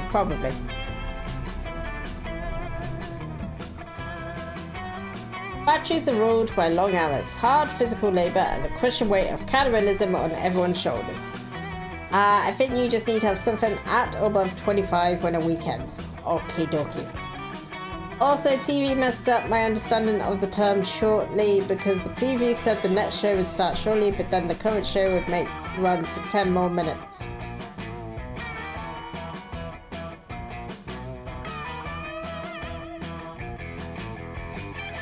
What? Oh! I thought you meant like literally right now, and I was like, what? No, I get it. Your concept of time. Factories are ruled by long hours, hard physical labour, and the crushing weight of capitalism on everyone's shoulders. Work! It's obvious the perfect place for you to have fun and cause a little chaos. Yes. There are rows upon rows of conveyor belts staffed by workers assembling something. How do you participate? Test the product, seize the means of production, working machine. I could do with a bit of soul, so I'm going to do that one. You and your friends crash a union meeting. It seems all the factory workers have turned up to listen complaints to tell the factory boss. Let's tell the boss we won't work weekends anymore, says one worker. I've missed so many good TV show premieres. Let's demand better snacks in the vending machine, says another. I'm sick of off-brand potato chips and candy bars. But Kat, I have to say it's always been a good time with you and I'll definitely miss you. And I'll continue sending memes and cute stuff on Insta. Thank you. I appreciate that. And I'm glad that you're part of the community as well, Demon Lord. It's good to have you here. Much appreciated. Tell the boss man that we won't come back to work until my wife lets me get another cat, says a third. It's totally unfair that I can't have more cats. That is unfair. Oh, I've got one. Tell that mean boss man you demand a raise of 2 milk bones an hour. Tell the boss you're not working another minute until he gives you a 6-month vacation, twice a year. With your demands decided, you all storm the boss's office. You break down the door and find no one inside. Whoa, where's the boss, they ask? Could it be that we've never even had a boss? Does anyone remember even meeting him, or did this factory just show up one day and we assigned ourselves jobs and conditions because it seemed logical? If there's no boss, then I want to be the boss, shouts worker. First rule is I make all the money and anyone who bitches about it gets fired. Shit, now everyone's going to want to be the boss, and whoever becomes the boss will just be hated by everyone else and kicked out. It's a never-ending cycle. That sucks, but you don't work here, so maybe you should just let them handle it? Lol, JK, can you imagine? Of course you're going to propose your own solution. Who should be the new boss? Thank you for the hug. You need no bosses. Fuse the consciousness of all the factory workers into one being. Obliterate the working class. This dog, well, lads of business acumen who mates for in cuteness. Woof woof. Dog! Always dog. Awesome, bro! Great idea, Cat. Dogs are monster's best friend and they never betray us. Yeah, I think dogs are the only non-corruptible creature left on Earth. A dog would make a great boss. I see no flaws in this plan whatsoever. A few days later, your plan is in full effect. Cue the theme song. He calls the shots, he signs the checks, he wags his tail and wants his pets. Boss dog, he's the boss who loves you. Give him warts and give him praise, you'll be sure to get a raise. Boss dog, he's the boss who loves you. Want to be paid in treats and lead your employer on a leash? Call Boss Dog, he's the boss who loves you. Woof woof! On today's episode of Boss Dog, the company accountant enters the boss's office. Boss Dog is scooted around the carpet on his butt. Canned laughter ensues. I'm surprised this is not a show yet. Can we have a mass hug at the end of the stream? That would be awesome. Yes, I'm sure we can arrange that. Hey Boss Dog, says the accountant, I was looking over this quarter's finances and our profits are plummeting. We need to lay off at least a third of the staff. The accountant hands Boss Dog the financial reports. Boss Dog chews them to bits. Oh, Boss Dog. Well, okay, I guess we'll just ignore the problem for now, sounds the accountant. Can't argue with the boss. Wow, this was a great plan. Sure, the company loses free money, but look how cute Boss Dog is. He's got soft ears and free soul. Finally, my turn. Yeah. Circus or motel? Do motel. Finally, I could use some rest. Do ghosts rest? Not really. I keep forgetting she's a ghost. It's no shame in sticking to a budget, but honestly, you might have been better off sleeping in the car. Pizza! But hey, sometimes you just gotta rough it for a night. It'll build character. At least that's what you tell yourself when you're browsing the abysmal room options available to you. Too late to back down now though. Which room will you rent for the night? The room that's just a hole in the floor? The haunted room where someone was totally murdered? The room with only one bed? If I go with the one bed, does that mean we all have to sleep together? I'm gonna do that. You horny fuck. God damn it! Calling me out. Let's do it! Nice! I'd love to share a bed with you guys. It'd be nice to have the bros keeping me warm at night. I wish everyone had good bros to share their beds with. If I could, I'd share our bed with the whole world so everyone can experience this joy. Fuck it. Wish granted. Let's share our bed with the world, Scotty. Holly posts a guest list saying bed sharing party. All are welcome. Soon you're going to line of potential bed sharers outside your door. Is this the free bed? I'm in. I was hotboxing in the parking lot and a nap sounds real nice right now. Free nap, huh? Fuck it. I was planning to come back from my break late anyway. Guys, the party's passing to house. Let's slumber the hell out of this party. Police! This is the police. Police? This is the police. We heard about the free bed. We're here to confirm you haven't torn off the tag on your mattress. We are? I thought we were here to take a nap on duty. Damn it! Damn it, partner. I told you not to blow our cover.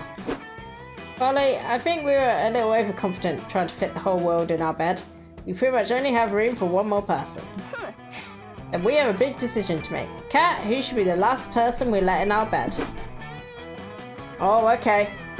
Warm water, big spoon for hire. Commander Night Night, survivor of the Pillow Wars. I like the idea of warm water. But Commander Night Night has moons on his pajamas. And now I don't know.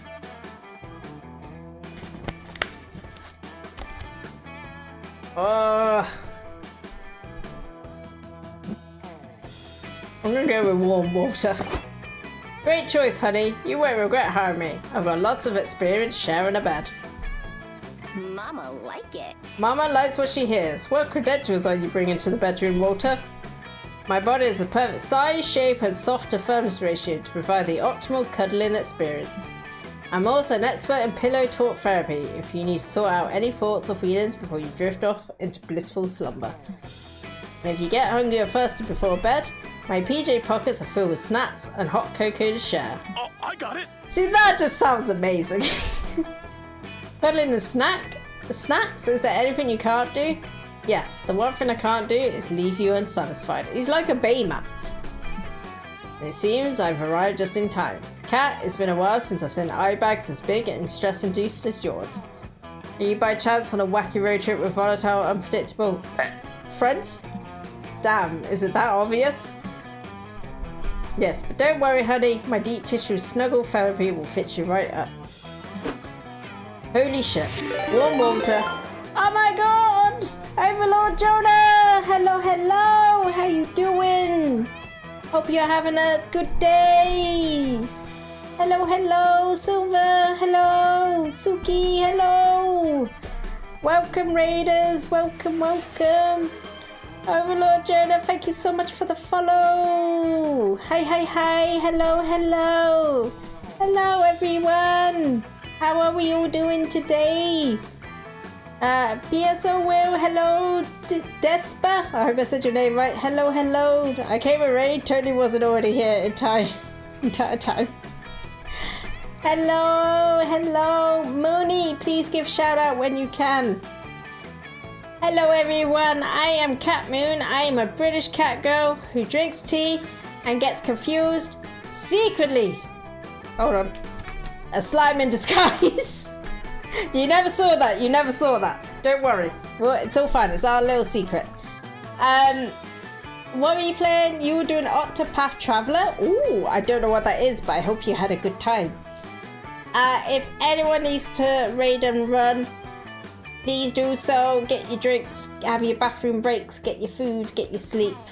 Look after yourself. This is actually my final stream before I take a little stream break for about a month or so to focus on self-care and mental health. So it's good to have you here for my final stream for a little while. Neo has the brain cell. Neo says she isn't the one with brain cell right now. That's a lie. Neo always has the brain cell. I'm pretty sure of it. Despa, thank you so much for the follow. Thank you. Oh god. Overlord, did you have a good stream? Did you have fun? If you need to raid and run, please do so. Make sure you do your post-stream self-care. And yeah, thank you everyone. Thank you. Good to have you here. I'm trying to woo a werewolf.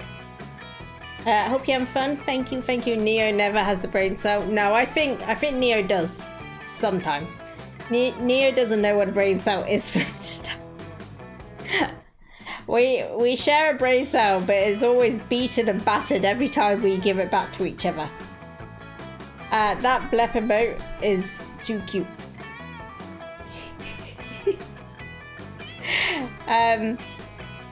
Neo, hello, big sis. How you doing? Hope you're having a lovely time. Yes, look after yourselves and watch me try to do some dating. I've been here lurking.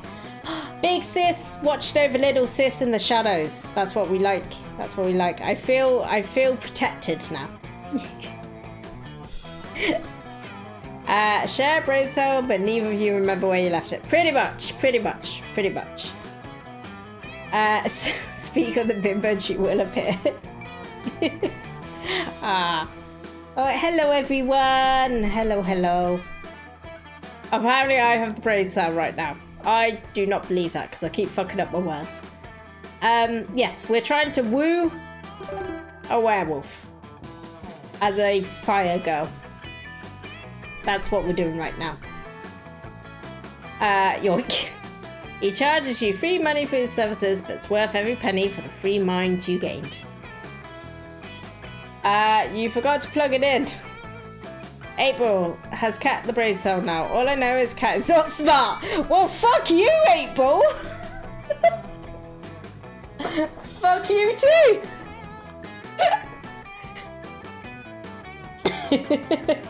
Werewolves based. It's funny that the raid happened during the open bed event. Yes. Literally just a scene about inviting everyone to come join us in bed. And then you guys came, so you're now joining us in bed. 8-Ball is crazy today. Me and 8-Ball are gonna have fucking words with each other. My time to shine. Group activities. We just did some group spooning. We got the graveyard, and we got the border of a one-person country. Quote 8-Balls, can you sense my fuck you, slimy? Do you think our car is secretly a battle robot? Maybe. I think it is. Whoa, you had no idea there was another country out here in the middle of the desert. 8-Ball, why are you so mean to Cat? Fuck yeah. It's rebelling.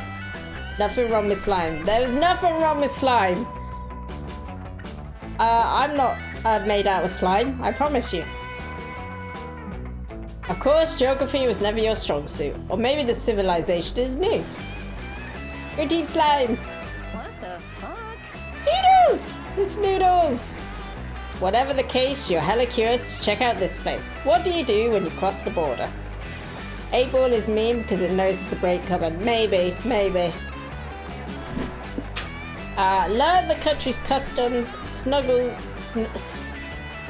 what's snuggling on the brain now? My favourite emotes to add. From one slime to another, you're cute. Oh, you're cute. Learn the country's customs. This country is little more than a cottage in a small field. You knock on the door. Noodles! Hi there, foreigners. Welcome to my country, Noodles Europe. Noodles Europe? But isn't there already a continent called Europe? My country, my rules. Why does it sound like Stitch? Yeah, but I like the name. Don't like it? Make your own country. Okay, live your truth. So what are some of the customs of Noodles Europe? Slime time! If that is the case, then yoink.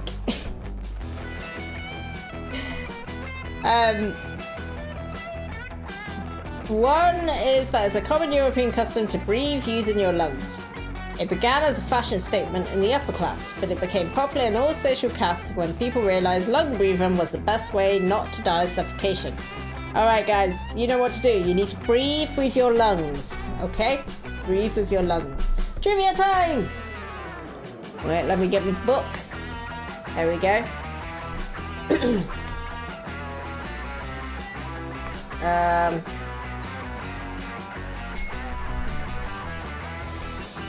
A whole chapter of Moby Dick is dedicated to the fact that whales don't have noses. There you go. A little bit of trivia for you. I breathe with whatever I like. The more you know. I should... when I come back from break, I should have the more you know go above my head.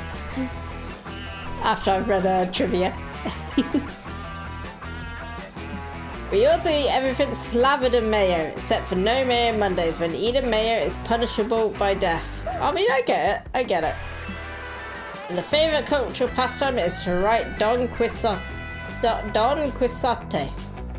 Quixote? You're welcome. Huh? You mean read Don Quixote? I don't know how to say it. No, write it. No European has ever read the original work, but we know about it through pop culture. So whenever we have free time, we take to write in the story ourselves. The X is pronounced as H. Quershow. Quershow. Quershow? Quershow. You guys are going to miss this, aren't you? Me not pronouncing words properly. If you don't forget to put the sign above your head by then, I bet you'll have it forgotten by tomorrow. Quixote. Quixote. Quixote. Okay. Something like that, what Blizzy said. So you just rewrite the events of Don Quixote verbatim? Oh. Not rewrite, silly. No one's ever read it, remember? We just write what we think is the closest version to Don Quixote. We can imagine.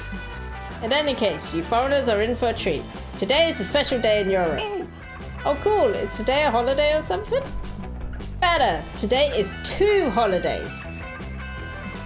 Wait, 2? Isn't that kind of inefficient? Why not just give each holiday its own days so people can focus on celebrating just the one?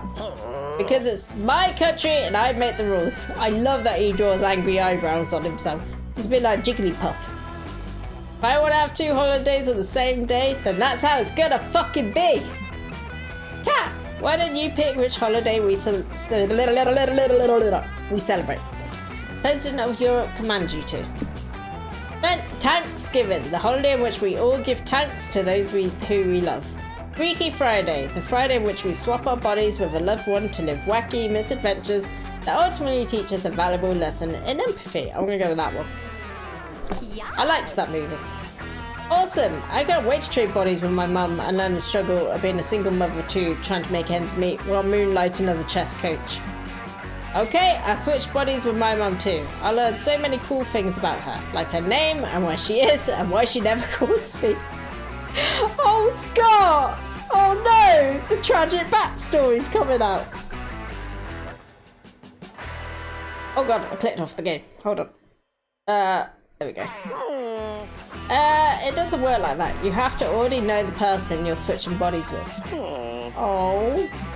Hey Scott, chill up. How about this? We're best buds who love each other lots. Why don't you and I switch bodies instead? Thanks, Polly. You'd really do that for me, bro? Thank you so much.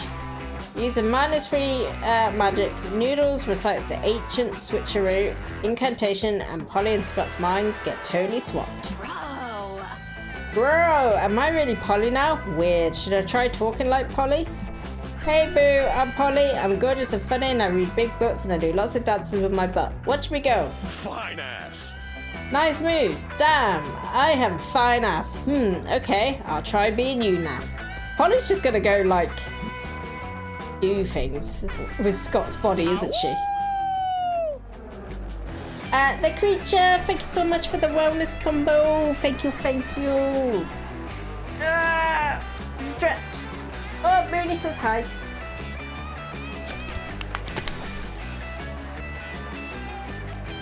Woo! Check it out, bros. I'm Scott. I have big muscles and an even bigger heart. Sports.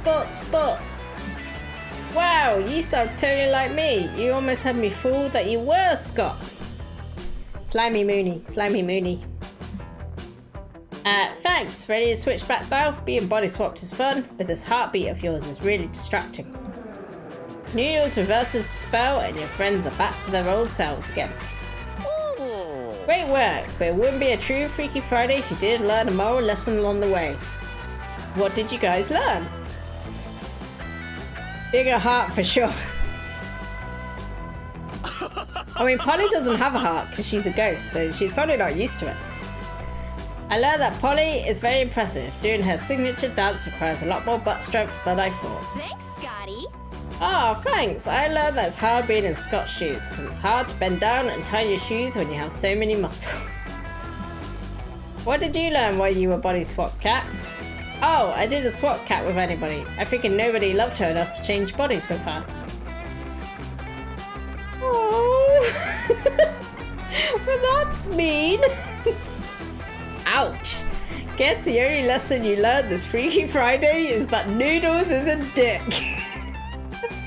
Noodles is a dick. At least your friends gained +3 soul for you while they were body swapped. Wherever I go, it'll be a blast. Fuck you, Noodles. I would swap with you every time. Thank you, thank you. Weird landmark, the heart and soul of the desert. Or the lake. No, the spa, I mean. Oh! Do that one. Wait, I don't think we've been to the weird landmark yet. I can't believe we went to Europe. I'm so well travelled now. The desert's foot is a peculiar landmark. It's a natural rock formation and looks exactly like a foot. You're not sure if that justifies all the guided tours and gift shops and tourist trap stuff surrounding it. Say feet. But hey, you chose to come here, so you might as well enjoy yourself. What do you do? Foot themed souvenir shop, feet aficionado gathering, guided tours. You see a sign advertising a guided tour and ask your friends if they're interested. Oh, I get it. You want to pose as tour guides and prank tours with fake fun facts about the foot. Actually, you were interested in going on a real tour, but Polly's idea is way funner, so sure, you'll take the credit for that. Prank Masters. Awesome! Look alive, Prom Masters, because I think I see our next marks. Oh, no, we have done this one. This is the famous desert foot then. It's not as impressive as the desert earlobe we toured a few miles back. I think the foot is nice. The only thing that could make it better is a desert soccer ball. Nope, that was the potato. Oh, okay, not the foot. Oh, I missed that potato. The only thing that could make it better is a desert soccer ball. Hello! Hi, Coach. Good to see you. Hey, Scott and Polly and Kat. What brings you kids here on this gloriously sweltering day? We're volunteer tour guides for the desert foot. Want to hear some fun foot facts? Quick potato. Have I missed anyone? I don't think I've missed anyone. Cat, ignore Mooney. Oh no. Did you know the desert foot has a secret 11th toe? And not for the reason you think. What? What reason would I... Me! My turn now. Did you know the foot is one of the smelliest parts of our bodies? You can tell a lot about a stranger by smelling their feet. For example, if a stranger lets you smell their feet, they're either really friendly or really weird. You aren't wrong, Mr. Howe, but I hate what you just said anyway. What about you, Kat? It's your turn up to bat. Tell us a fun, educational foot fact. Fun fact about the desert foot. It gets its name because it's shaped like a foot and it's in the middle of the desert. It's said that the foot was built by an ancient civilization that revered feet as sacred creatures before realizing they were actually part of their own bodies. After centuries of erosion, the desert's foot is now facing natural decay.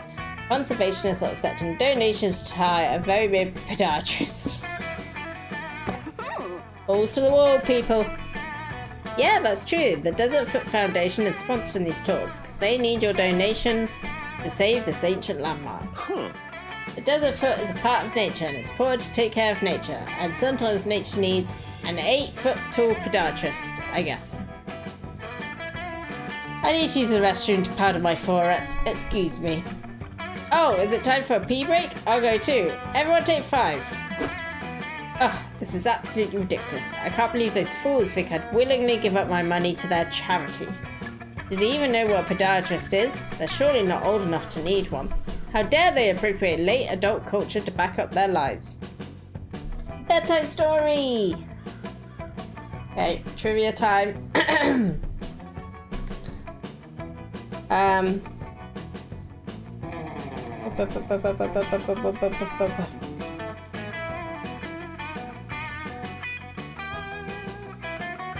Okay.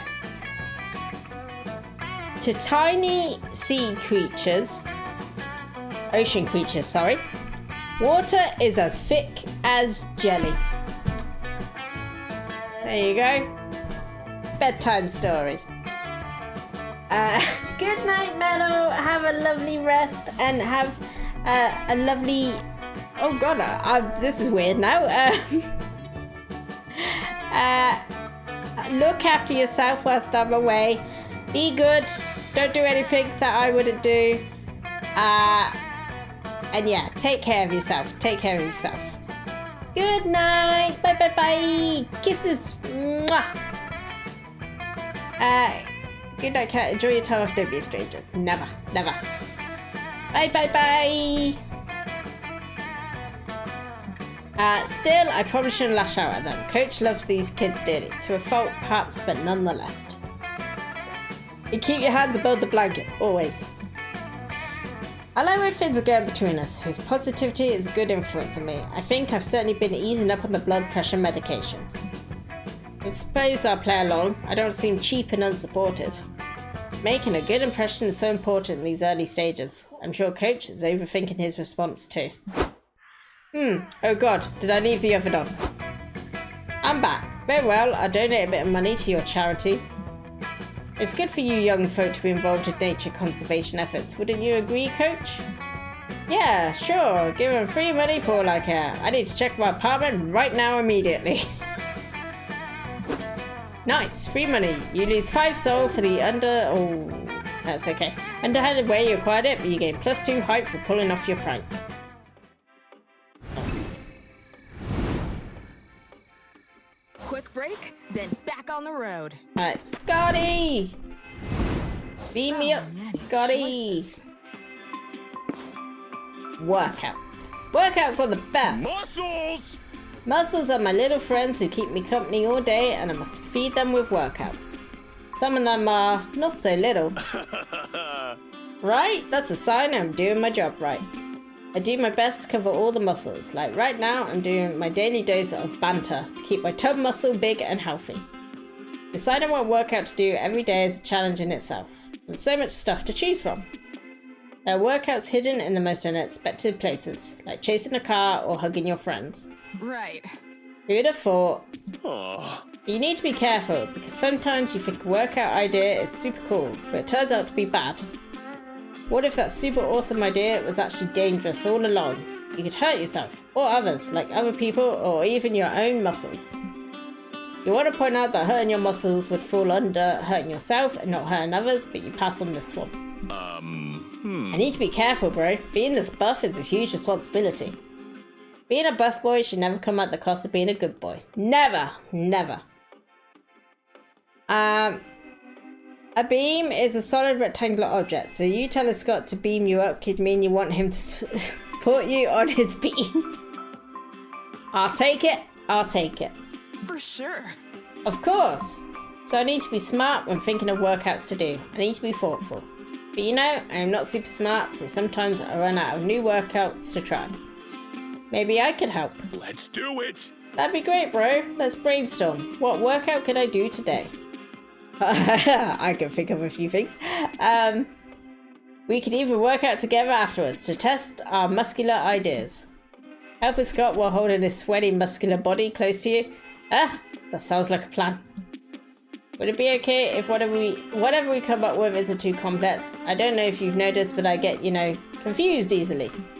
Of course, I'm sure we can think of something simple that doesn't put anyone in danger, not even yourself. Awesome, bro! Gotcha! So what about an anime workout? Kick in a waterfall, push-ups under augmented gravity, and finding a lifelong rival to be your nemesis. You can help by spotting Scott while he works on a muscle he can't see for himself. It's butt workout time, lifting a whole tree. Well, you know what I'm gonna do. I know some workouts that you can do together. Wait, butt workout? That's genius! Butt workouts are great and use strong glutes to help you walk upstairs or hike. I do butt workouts every now and then, but I'm always a bit unsure if it's working, since I can't check for my butt muscles myself. It makes me feel kind of bad. I don't want my glutes to go unattended. Would you really be down to keep an eye on my butt cheeks as I work them out, bro? Yes! Bro! You're such a good person. And can I confess something? For sure. Always, Scott. Always. I've seen you always staring at butts and talking about butts and even sometimes drawing butts. Guilty as charged. Well, I don't know. I think you're cool and I always thought it'd be cool if you'd like me, so I imagined having a strong, handsome butt would be a good first step.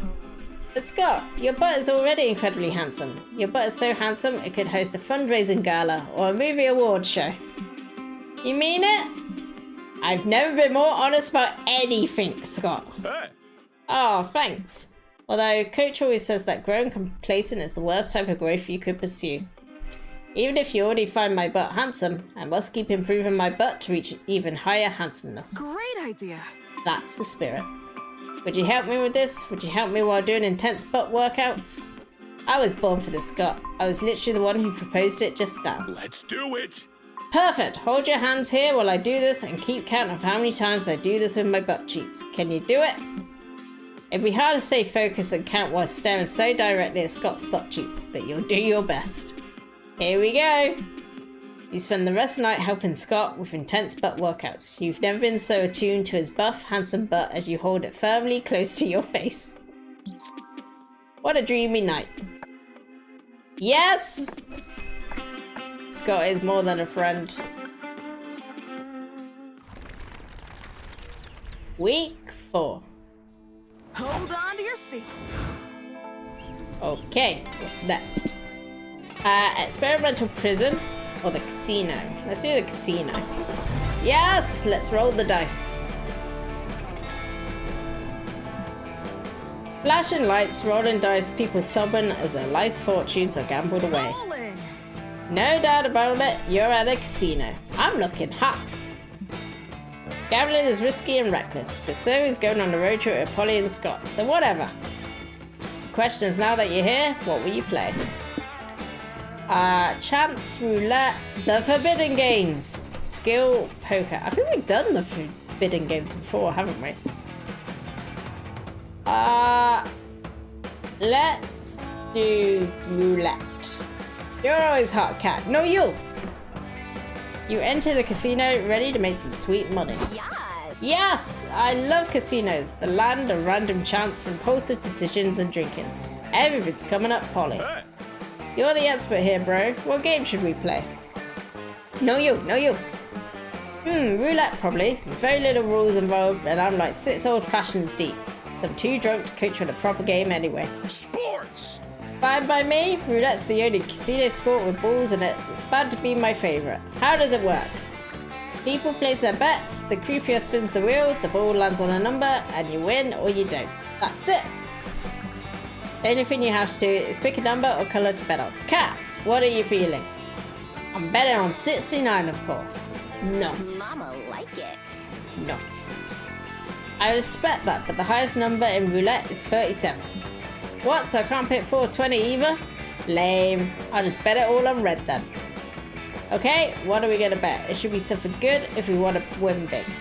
Scott's right. What are you willing to lose? What are you willing to win? It all comes down to this.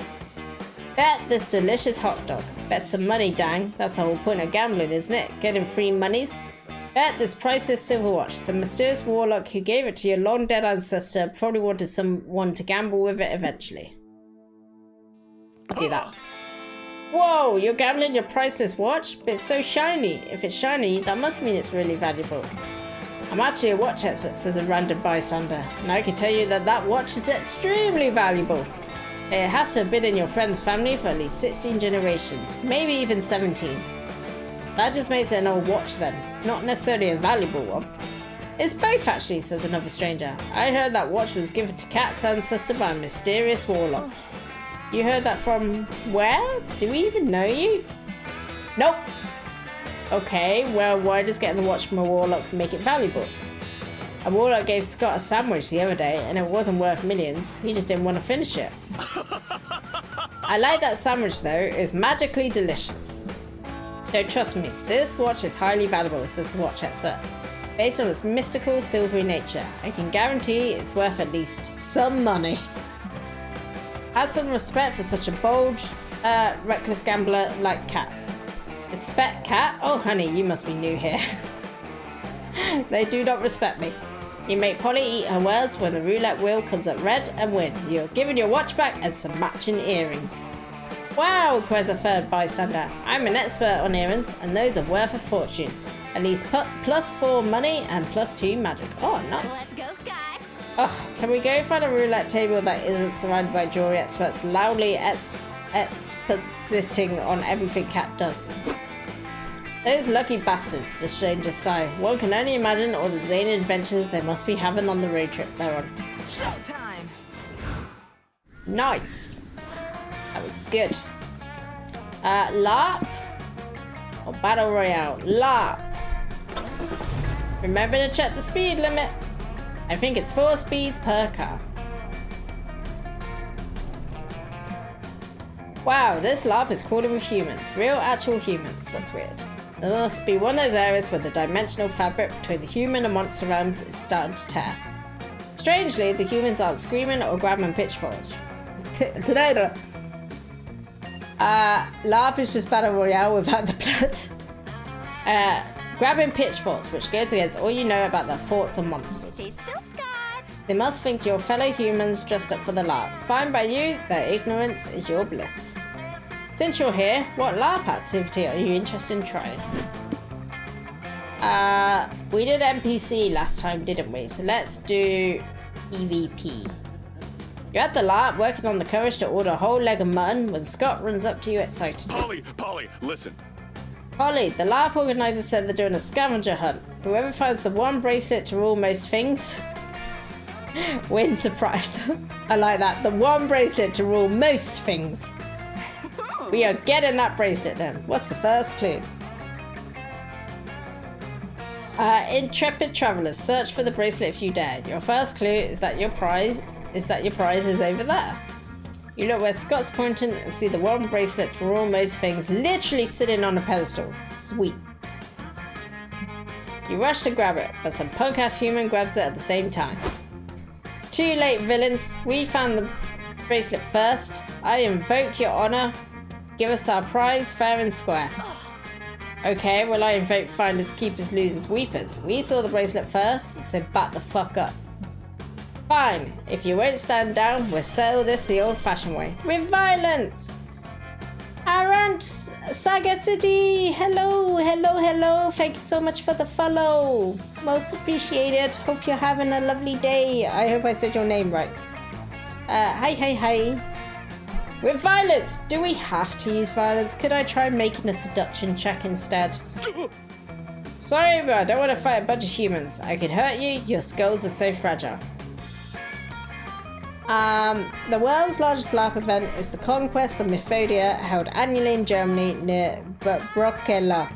It draws up to 10,000 participants to a fantasy setting with epic battles. A thriving city that never sleeps and numerous role-playing opportunities. Oh, nice!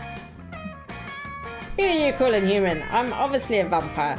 I've got razor-sharp fangs and an aloof, anti-heroic aura. Hi! Yeah, but when your razor-sharp fangs are obviously plastic replicas from Party Town, it kind of takes the oomph out of it. No more talking. Combat has begun. We've chosen our champion. Who will be yours? The sassy alchemist or the buff ent? Love your design. Thank you. I appreciate that. This is me in my slime form. I'm secretly a slime.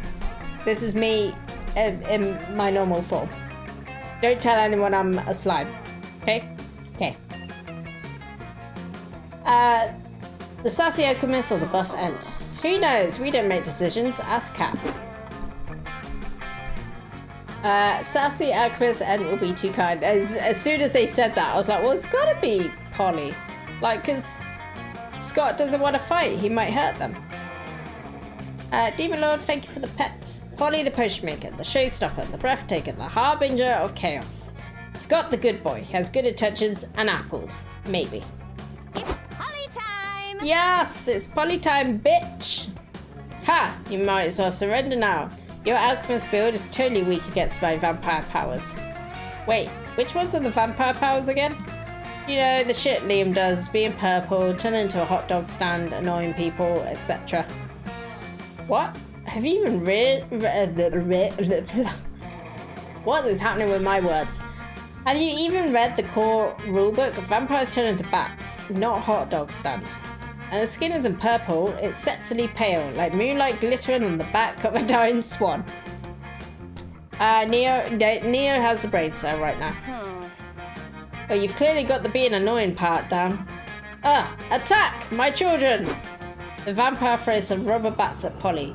She phases out of where she was standing and appears behind him. Loser. Nice try, Count Dorkula. How did you do that? You were just over there. I don't know, ghost powers? But you can't have ghost powers. You're already an alchemist, having 2 classes against the LARP rules. I know, but I sort of drank all my potions while you were being annoying, so ghost powers it is. You're such a cheater. I'm telling the GM. Good one, Polly. Good job, bro. You made him retreat. Yep. Lucky for me, being annoying is a ghost power too. Ghost isn't a class, it's a race. Duh. You gain +4 hype witnessing Polly's chaos at work.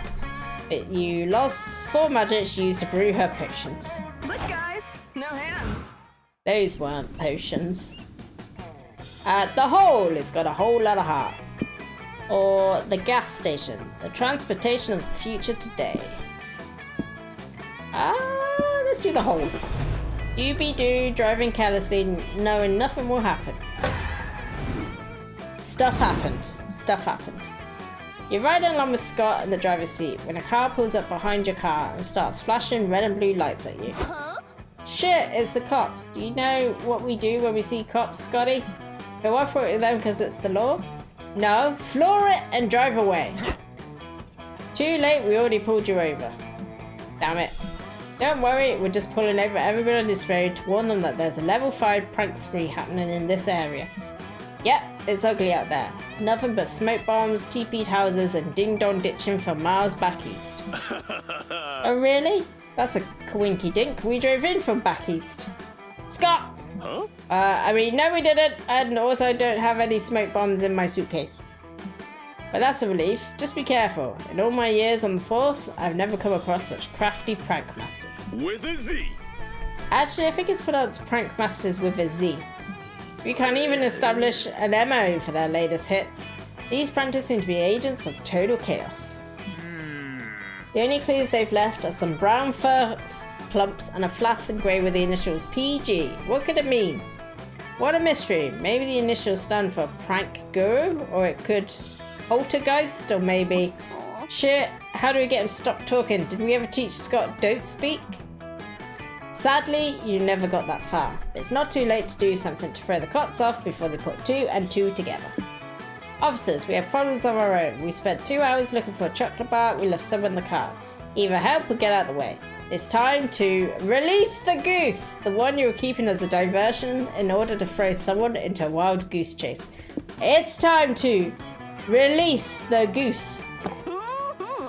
You're right, Cat. It's time to set the goose loose. Polly reaches into the back seat and opens the door on your emergency goose cage. The goose flies out of the car and into the cops' faces. Ah! A goose! It's biting my eyes! Shoot it down! Cops try to shoot down the goose, they miss and are forced to chase after it. Halt, goose! The cops shout. Quick, partner! Plant some drugs on the goose so we have reason to apprehend it using force. Goose time! Oh no, the goose took my gun! Classic. LeMayo, look at the goose hold the cops at gunpoint. Totally a +3 hype site. Stand down, goose. Nobody has to get hurt. Oh damn it, he took my gun too! Wild goose on the loose. Call in reinforcements. We have a goose with 2 guns. That was a great idea, Cat. A wild goose chase never fails. Okay gang, we should get back on the road. We can only get so behind schedule watching these cops get fucked up by a goose. You drive off and lose -3 soul for fooling the cops, and indirectly arming a goose, but at least you live to prank another day. A hole in the desert. Man, they'll turn anything into a tourist trap, huh? That's deep. Some say the hole is bottomless, but that can't really be true, can it? Since you're here, what do you want to do? Admire the hole, forfeit material goods, or pull a prank. Let's pull a prank. There are plenty of other visitors here, right for the pranking. You and your friends scope out your next target. Look, there's the hole. I love a good hole in the middle of the desert. Who do you think dug it? I wonder if it started as a punishment. Ah, the beautiful suffering of pointless manual labor. Want me to dig a bottomless hole for you, Miss Weaving? I could use the exercise anyway. You'd dig a bottomless hole just for me? Why, that's the nicest. Hello!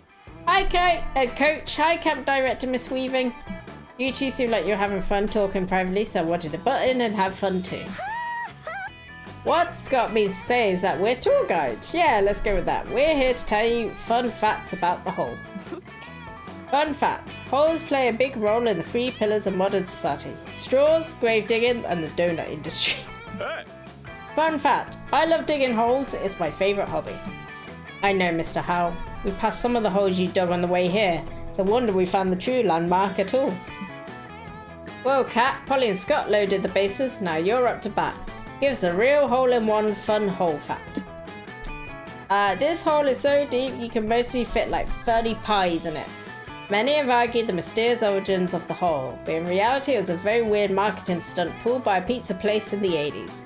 If you listen carefully, the hole will whisper your darkest desires to you. Don't get confused if the hole sounds a lot like me. Sheer coincidence. Cat, you're an incompetent fool if you think we're gullible enough to... Hey! Bottomless hole! Tell me all my darkest desires!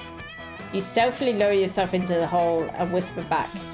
Coach, your greatest desires is to buy Polly, Scott and Cat burritos. That makes sense. Burritos aren't very healthy, but eating them is a dark, guilty pleasure of mine. And it'll be a pleasure to share a burrito with my students. What else can you tell me, Hole? Do you have any predictions for my long-term, deep, dark desires? My schedule's pretty clear next week. Coach, your even greatest desire is to become a pro skateboarder.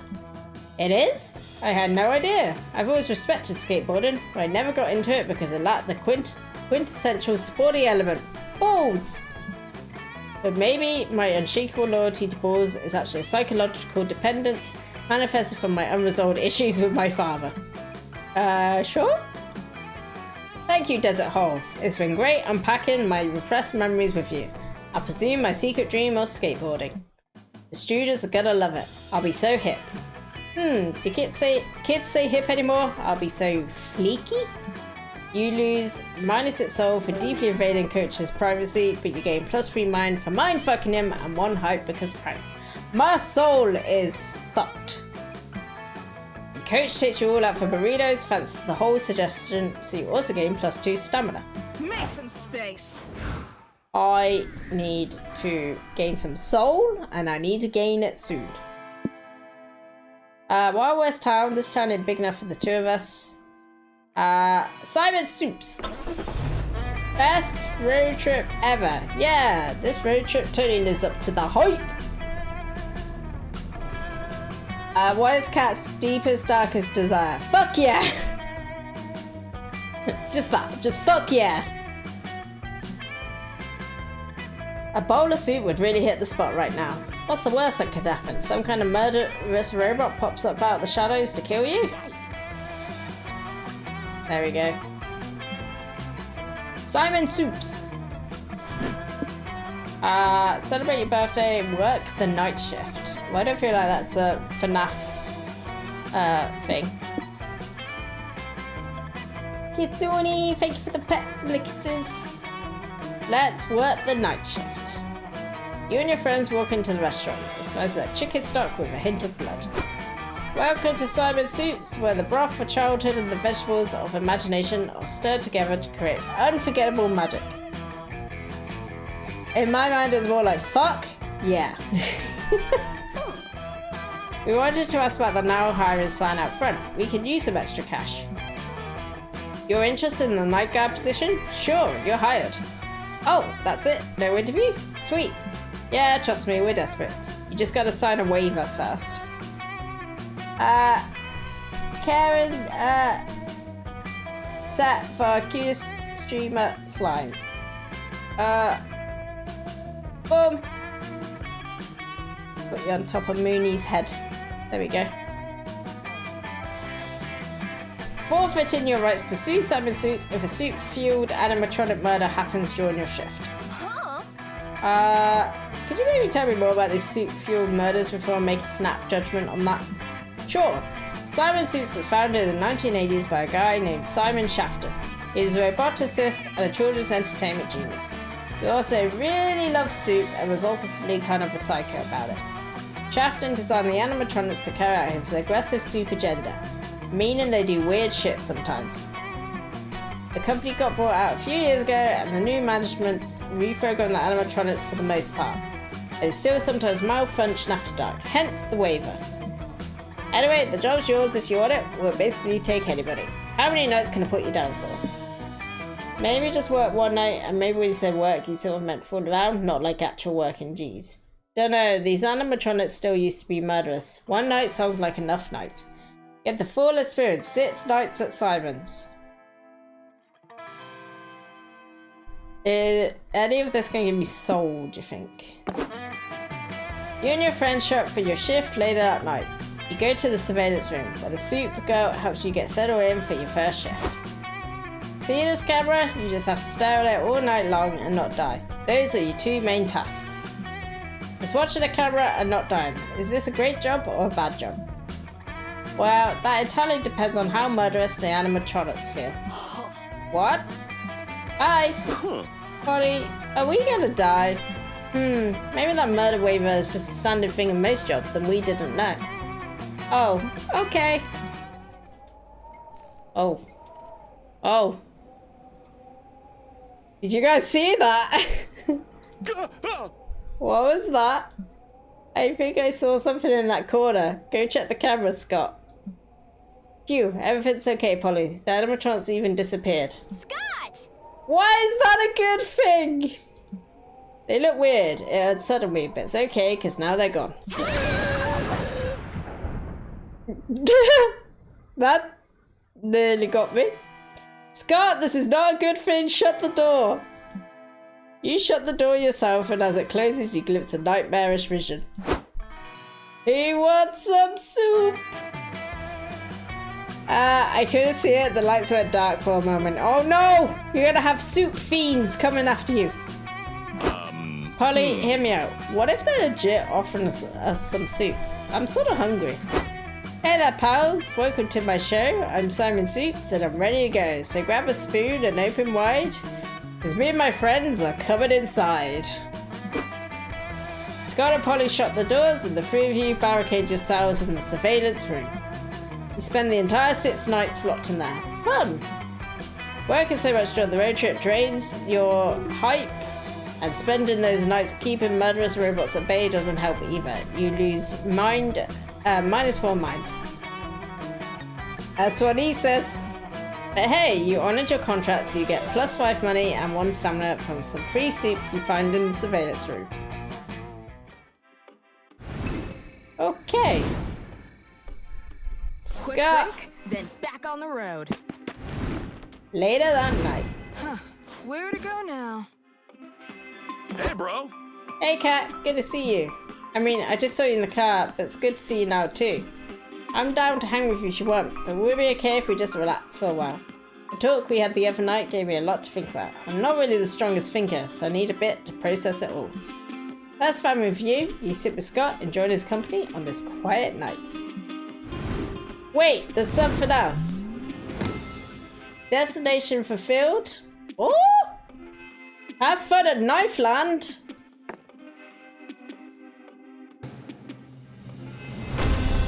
Oh, holy shit! Did we do it?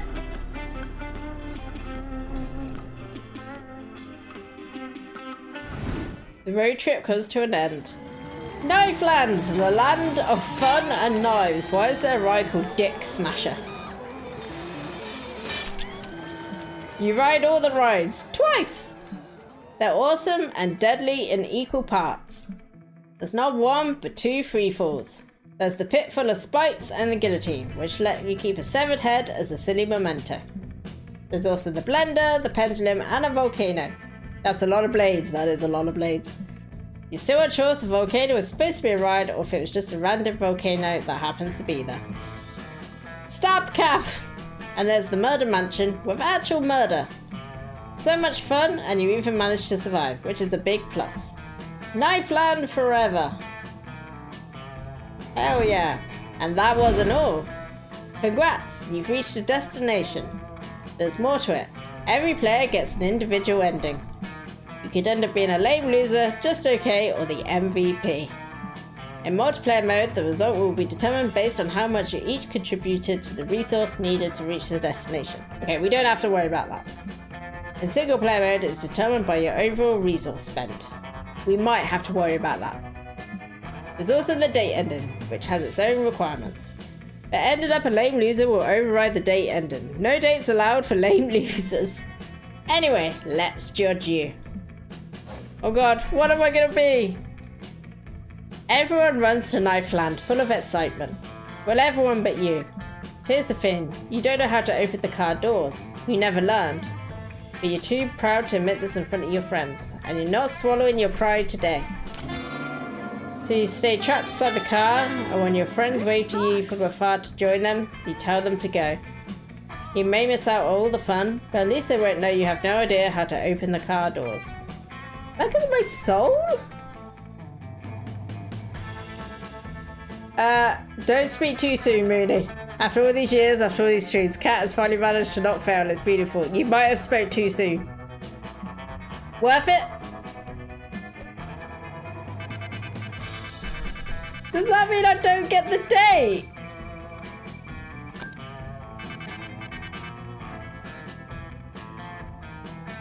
I was a lame oh, okay, hold on. And just like that, the road trip came to an end. It was full to the brim with danger, fun, and utter nonsense. It was everything we could have expected from a trip with Polly and Scott, and then some. We not only survived the whole thing, but we conquered it and came out different people.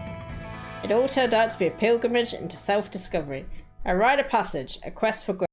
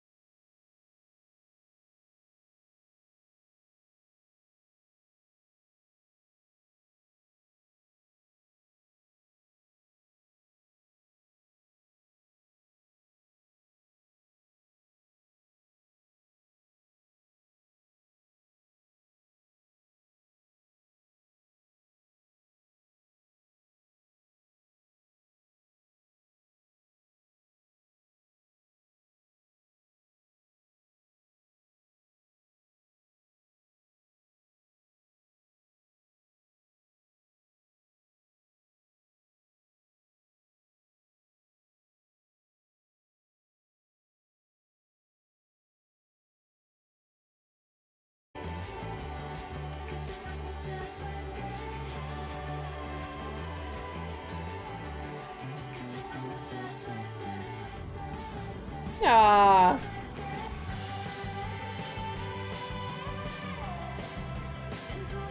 I like that those two are like the best friends. That's cute.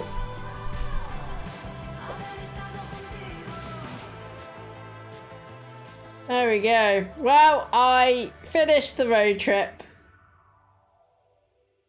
But I didn't get the wolf. God damn. God damn. Well. So yeah. That was a really good game. I actually really enjoyed that. So that is it. My friends, for a little while, whilst I take a little break. I would never be caught dead in an island feature.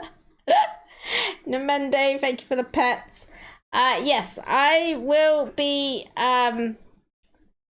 back in a month or so. I'm gonna use this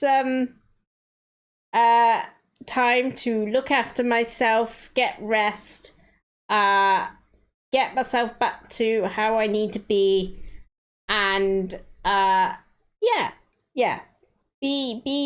be rested, if that makes sense.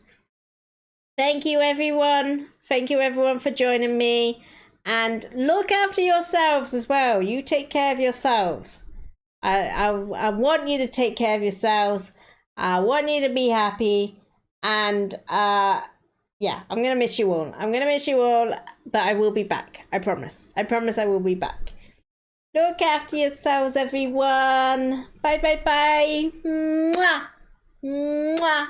Mwah. Take care. Love you all. I'll miss you all. And mwah, mwah, mwah, mwah. Mwah. Be good. Don't do anything I wouldn't do. Stay hydrated. Know where your closest bathroom is. Eat well. Sleep well. And as always, praise those butts. Always, always praise the butts. Praise the butts! Butt praising everywhere. I want to feel the butt praising going on whilst I'm taking the break. Okay? I want to feel it. Bye bye, everyone. Love you all. Mwah. Mwah. Mwah. Kisses. Kisses for you all. Love you. Take care. Bye bye bye. Mwah, mwah, mwah, mwah, mwah. Mwah. Mwah. Mwah. Bye from Mooney as well. And a little wiggling his ears. Bye bye. Mwah. Mwah. Mwah. Love you. Bye bye bye. Mwah.